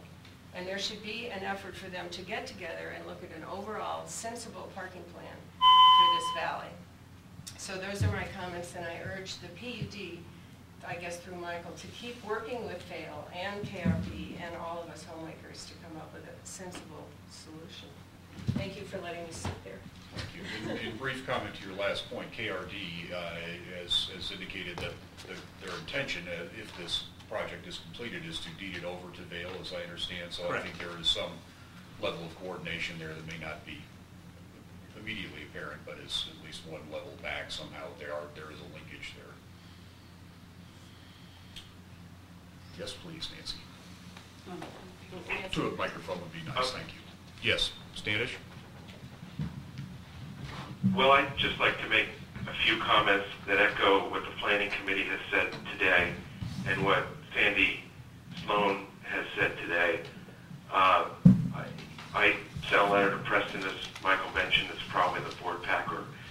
Most people have seen it, and that's after having walked the site with Michael, with Sandy Sloan, and with Alan Sapp. And I was persuaded, I guess by Michael on that walk, that it's just, quote, poor planning that to have a parking lot, you know, that far away downhill where people will be walking on the road by, I guess it's called Animal House, after they've passed a wastewater treatment plant and after they've passed our propane facility where we've discussed safety issues and security issues as a board in the past. So I just think it's the wrong place to put parking. And then secondly, of course, I'm troubled by the piecemeal nature of this approach to parking, as well as the secrecy, which I'll cover in a minute. But, you know, I have to go to KMA's website, of all places, to see the KRD proposed parking plan and to see the Vail parking plan. And, you know, if I have to go to KMA's site to find that, that's not widely publicized. That is not the words you use, Peter, transparent at all. And then third, you know, in our tour, Michael showed us the trees that KMPUD planted to provide screening approximately 15 years ago, and they haven't worked. They've been wholly unsuccessful despite the PUD's tender-loving care, fertilization, and watering. And so to think that those are going to provide any screening at all is absolutely ridiculous for anybody who's had any number of years of experience at Kirkwood. And then finally, I'm shocked at the way that this has been disclosed to the public. I had seen emails from Peter Forsch to Michael asking him not to include it on the planning committee agenda, and I didn't come looking for this. This was surfaced by concerned members of the community who alerted me to it. So in summary, I'd like to see, as president of the PUD board, the PUD take a very active role in this, and I'd like to see the PUD oppose it as strenuously as possible on behalf of the community, unless Kirkwood Resort Development, or whatever they're called, wants to sit down and negotiate something with the PUD and concerned members of the community to gain their support for something that might pass. Thank you, Standish. We have a request for comment from Nancy, please. So I'll probably jump around on a variety of issues. So the process, I mean, Peter inherited this. This has been going on for a long time. Would I like to see that particular property changed? No, but you know, from my standpoint from KMA, I appreciate the ability to have been involved. As far as the PUD's role in the whole planning process, as I understand it, going on Amador's site, that they are an ex officio member of TriTech.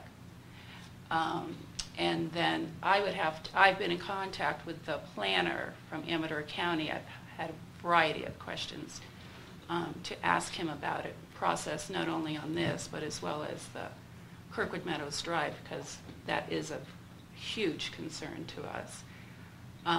And the planner did say that when it comes time for the next level, assuming it gets to the next level after it leaves TriTech, is that Amador uses the tax rolls to send out the notices. And in this particular project, the school site, it has to go to the Board of Supervisors because, as I understand it, it's a change to the specific plan. So there'll be two different mailings. Obviously, by the time it gets to if it gets to the Board of Supervisors, it's probably almost a done deal. That would be true in Alpine County too, though, right? And the change to the specific plan has to go through Alpine County. I guess it has to go through El Dorado too, but they're not directly affected as I would see it. Right. So I was relieved to know that there is some type of broader notification other than just at TriTech. I can't tell you that I really thoroughly understand when something can leave TriTech and doesn't have to come back. I think it's still a gray area. Is it just an informal process?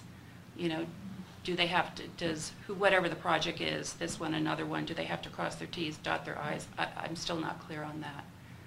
I would encourage you, I don't know if you've attended TriTech meetings. Oh yeah, before. I have. And the planner that I'm talking about from Amador County, he's intimately involved in that.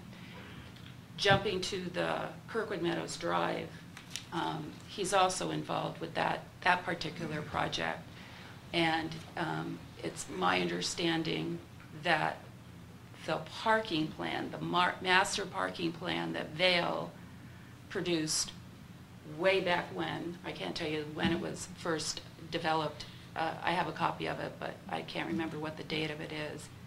And it is not posted any place. It took a lot of work to try to get it, but this planner, Chuck Barry Beatty, whatever his name is, I apologize, he said in his opinion that would have to be updated and modified before that anything could happen to Kirkwood Meadows Drive, because the way the plan says right now and has said, and that is that Kirkwood Meadows Drive is only for overflow parking, and parking on both sides is not permitted.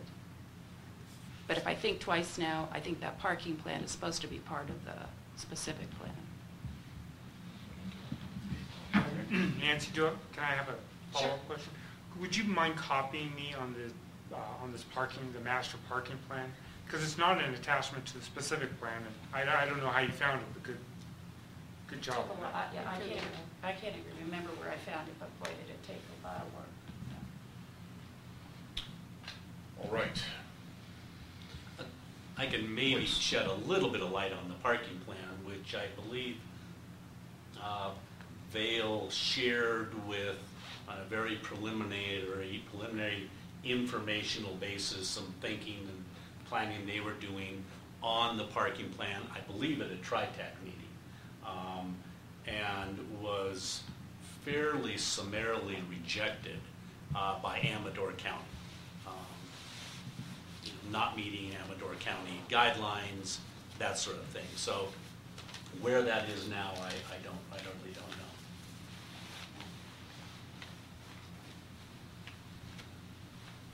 So we don't make him come up to the microphone, we make you come up to the microphone. So I'll also indicate that I was wondering on Kirkwood Meadows Drive, what's the status of that project? Because that project was previewed last May, and that one came up.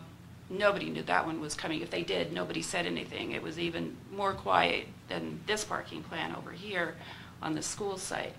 And I've been told that the ball is sitting in Vail's court.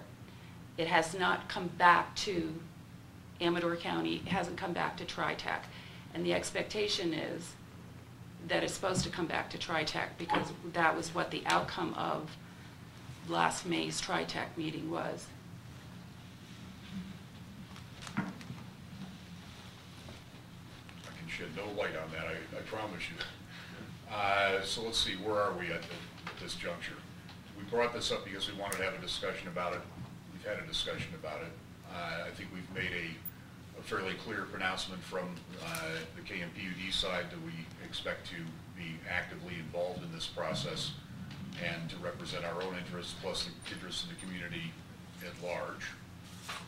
Is there anything else that we need to cover on this topic at this juncture? I'd just like that question for the board. Is it the board's, or is it Standish's opinion that you are going to vigorously oppose this parking plan? I think that's more of a board decision discussion than it is a pronouncement of the president. If you are suggesting that we might have a brief debate and see whether or not we can mount a consensus as a board as to whether or not that is our current position, is that what you're asking? I guess, again, I was unaware of the letter to the KMA, surprised, but again, especially been enough surprises along. We just had to add to the right, thoughts. exactly. So, but I think what I heard from Standish just now, I guess I'd like to know if that's the opinion of all the board and the KMPUD. Well, and just to add to that, I don't know if Standish is still there, but I think what he said is that it was his position that he would vigorously oppose it unless you were willing to sit down and negotiate and talk about a way to make it better. So, I don't know, come up with an acceptable proposal was his adjunct statement, Yeah. yes. I don't know, is he still there? Yes, Standish, you're still on, right? Yes. Yes. And to be clear, Peter, that's my opinion. That's not the board's opinion. Fair enough. So I think what Peter is prompting for is, do we want to have a discussion as a board and to see if we have a position statement on this topic or not? I think I've seen the property. I think I have an opinion. I don't know where the other board members are in this, so I won't speak for them. I'll ask them to speak. Well, I certainly have a personal opinion, but I think that at this point, we really should follow a process. And I think that now we're initiated that process in the PUD's involvement in that process. And, I agree with Sandy's notions. I think some of the environmental stuff has been significantly glossed over and so on, but I think that's all going to come out in the process. But I think that, and I agree with what Standish said in his last comment, which is, through this public process and through the normal kinds of conversations that a developer has with all those who are impacted, hopefully something will evolve in terms of solving the parking, whatever the parking issue is. I'm not completely sure what the parking issue is for Vail, but whatever the parking issue is, coming up with a solution that really works both environmentally as well as functionally for skiers, for people who park, and for the community. So I think that we're just at the very beginning of a process, so I want to say that, I think that what's on paper right now is not great, but we've got to start a process to make a parking solution work for everybody. And I wholeheartedly support that, and to some degree take exception to Standish's comments about my instructions to Michael to not bring this to the public. I think my instructions were, we've got a public process that will go on. I'm not prepared at this time to start, entering that process before, all the engineering, all the submittals have been made. But Peter, this is what I was trying to say before. Maybe even in a county where everybody's in one county, a developer for something could take that approach. We're going to get all the engineering done and everything, but then everybody's invested in that one solution, so there is no room for really. It's either going to be a yes or a no. But it's exacerbated here because we're not all in one county. Once things get really communicated to people, it's almost too late for them to do anything about it. So here it takes a lot of engagement and conversation, not only with one entity, which I know you've done with KMA, but with all the impacted entities, and somehow really make it an open communication and process of discussion. So fair enough. That's what I was trying to say. It's as in many ways, Kirkwood's different in this way. Right, Peter? Well said. We are unique. We are unique. And it doesn't take that long to build a parking lot, but it sure takes a long time to grow trees. And it's a very emotional issue for me, knowing what that lot was intended to be originally and how it's evolved. It's pretty depressing. And that's all I'm going to say. Okay. Michael, you had some input? Well, possibly a better question before the board, or reaffirmation, is the district staff's direction on this is that we are going to produce a series of questions based on the information that we've seen. We're going to review that with the planning committee, and so that when we go to TriTac and other public reviews, that we're representing the district's interest as far as this parking lot. And we ask the question and bring further information back to the planning committee, and if appropriate, to the board, and participate in the public review process and represent the interests of the district. I'll embellish that slightly. I think that while the planning committee has a lead role, just as you rightly described it, I will say that I think that the information and the position that KMPUD is taking on the direct topics should be brought back in front of the board on a regular basis. Michael, I would only add that I'd like to see staff pay particular attention to the environmental aspects of the proposal. Before we knew there was a motion, I guess, to Amador County to amend the specific plan to remove this restriction, we discussed at the last board meeting when I asked that we make this a standing agenda item. All the various environmental issues such as motor oil, garbage, and so forth, and if there's a, quote, naked environmental document, that just doesn't pass the test of common sense, and I'd like to see staff address every line item in that, quote, naked environmental document and bring it back to both the planning committee and the board. It's right in the middle of the meadow. It's right in the, Kirkwood Creek drainage area, so the claim there's no environmental impact is ridiculous. Michael, amongst the questions, and maybe you could talk to Casey or Peter or not sure who on Peter's side, I don't know if Nate Whaley is still involved, but what problem is trying to be solved? I think that would be very helpful for me to understand what problem is trying to be solved, not only with this, but with the parking along Kirkwood Meadows Drive, that proposal. What's the goal? What's the issue? What's the problem trying to be solved so that if people are opposed to this particular thing, maybe there could be a constructive conversation about what's possible to solve the problem. I can answer part of that. I certainly can't speak for Vail and the greater parking specific plan issues. But as we are developing Timber Creek, we will eliminate about 180 parking spaces.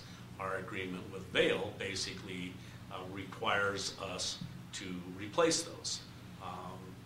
And so that's it's just as simple as that. But there's clearly, we're sort of stepping out, trying to kickstart, development efforts, and sticking our neck out, in trying to get some development going. And this is, this is a part of that process. And so it's really simple. But there's a bigger problem, obviously, in somebody's mind because of the proposal along Kirkwood Meadows Drive. Completely different. Yeah, I know. That's a Vail parking. We're simply replacing. No, I know that, but it's all parking. It's all a parking issue. There's some number of parking spaces that Vail is trying to achieve. Well, what is that? And is there only one alternative, namely this parking lot and along Kirkwood Meadows Drive, or are there other possibilities that should be explored? So you invited Casey to come to the next board meeting, as I remember. That is correct.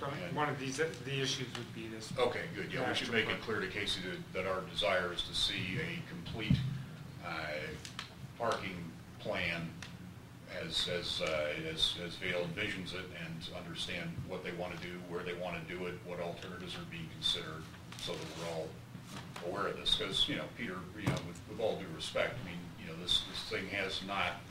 It hasn't been any different than the classic interaction between the development entity and the larger community. That this has always played out kind of the same way. There's things that have been negotiated that are between two parties over here. We don't find out about them until a year or 2 years and 3 years later. Then there's another sub-negotiation that's happened between a couple of parties. In this case, the examples would be you've made a deal about moving the parking after Timber Ridge was developed. That would be something that happened a long time ago. Then there was an agreement with KMA, and we pried that out of them, and it just kind of goes along through this series of steps, and it's really not an open and clear picture, and that always has worked in our disfavor, in my opinion. So I know you weren't here when a lot of this stuff got put in motion, but going forward, I would tell you, the thing that will best help the platform that you have described as I'm going to be open and transparent and make sure everything that was sticking in people's craw in the past never happens again the same way. This is the kind of thing that would fall into that category. If we could draw a line in the calendar and say from this point forward, stuff will not happen with side negotiations that are completely invisible to various parties, that would, in my view, make us a much healthier community. There are obviously limits to that, but I think we are typically erring on the extreme of being negotiators out of sight instead of negotiators in sight on important topics, in my view. Nancy. So this parking lot aside, I understand the want and the desire to have a full picture. But I don't know how you bring Vail, how you force Vail to, become part of the process. I don't really understand how you're going to do that. Well, there are pieces of the process that are in place, like a specific plan, right? I mean, that's an example of something that is there to ensure that people have a shared vision, and if there's going to be any discussion about deviating from the shared vision that is a big thing, not a little thing. That's a piece of the process. So if I think about the Kirkwood Meadows Drive plan, the way that one came up is it went before TriTac as a grading plan, and it was just going to be administrative. It was no big deal. Mm-hmm. And only until you got the TriTac agenda and looked at the documentation that did you find out it's not just a grading permit. And what I haven't been able to figure out is it still at that level or not? Mm-hmm. KMA invited Casey to one of our board meetings. I believe that was in December, because that's when we had Michael come also to talk about the snow removal. And the gist of what we were hearing from Casey is, and granted I understand this is just hearsay because it's coming from me, not coming from Casey, is that a multi-story parking structure down in the village, where is what I understand the plan, or the specific plan calls for, is cost prohibitive to Vail. So I don't think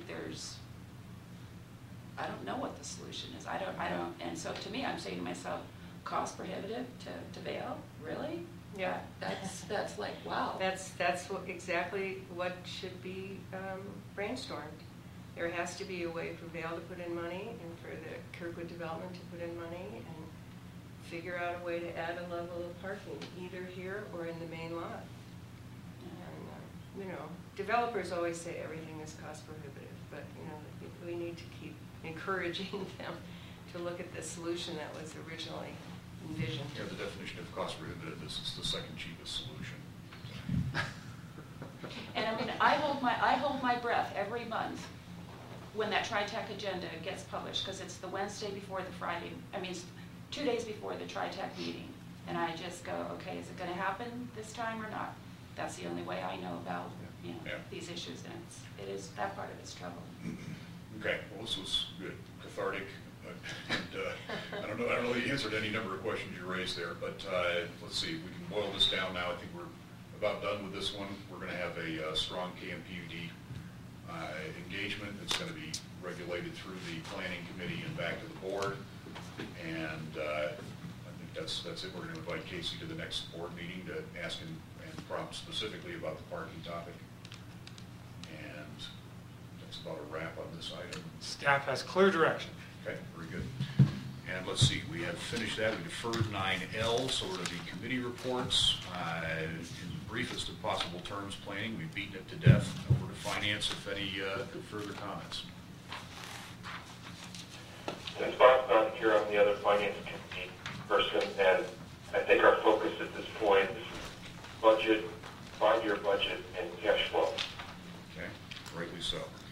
Operations and capital projects. Well, we're currently discussing ways to protect our control panel, we've had a few problems with the control panel contamination, and it's 30 years old, and so we're looking at ways to mitigate that. And wastewater. At the wastewater treatment. Oh, excuse me. Yes, the wastewater treatment.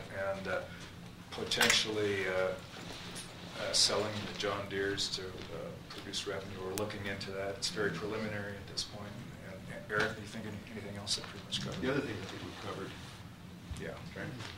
Anything from the personnel committee? That would be Standish. No, we haven't had it since our last report. Okay. Good. On to item 11, opportunity for board members to ask questions for clarification, provide information to staff, committee updates, request staff to report back on a matter, or to direct staff to place a matter on a subsequent agenda. Anything? Hearing none? My only comment is I think you've done a wonderful job running this board meeting, Bob, and I would look forward to running more board meetings. Thanks. I'll get even with you for this. And the meeting is adjourned. Thank you. Thank you.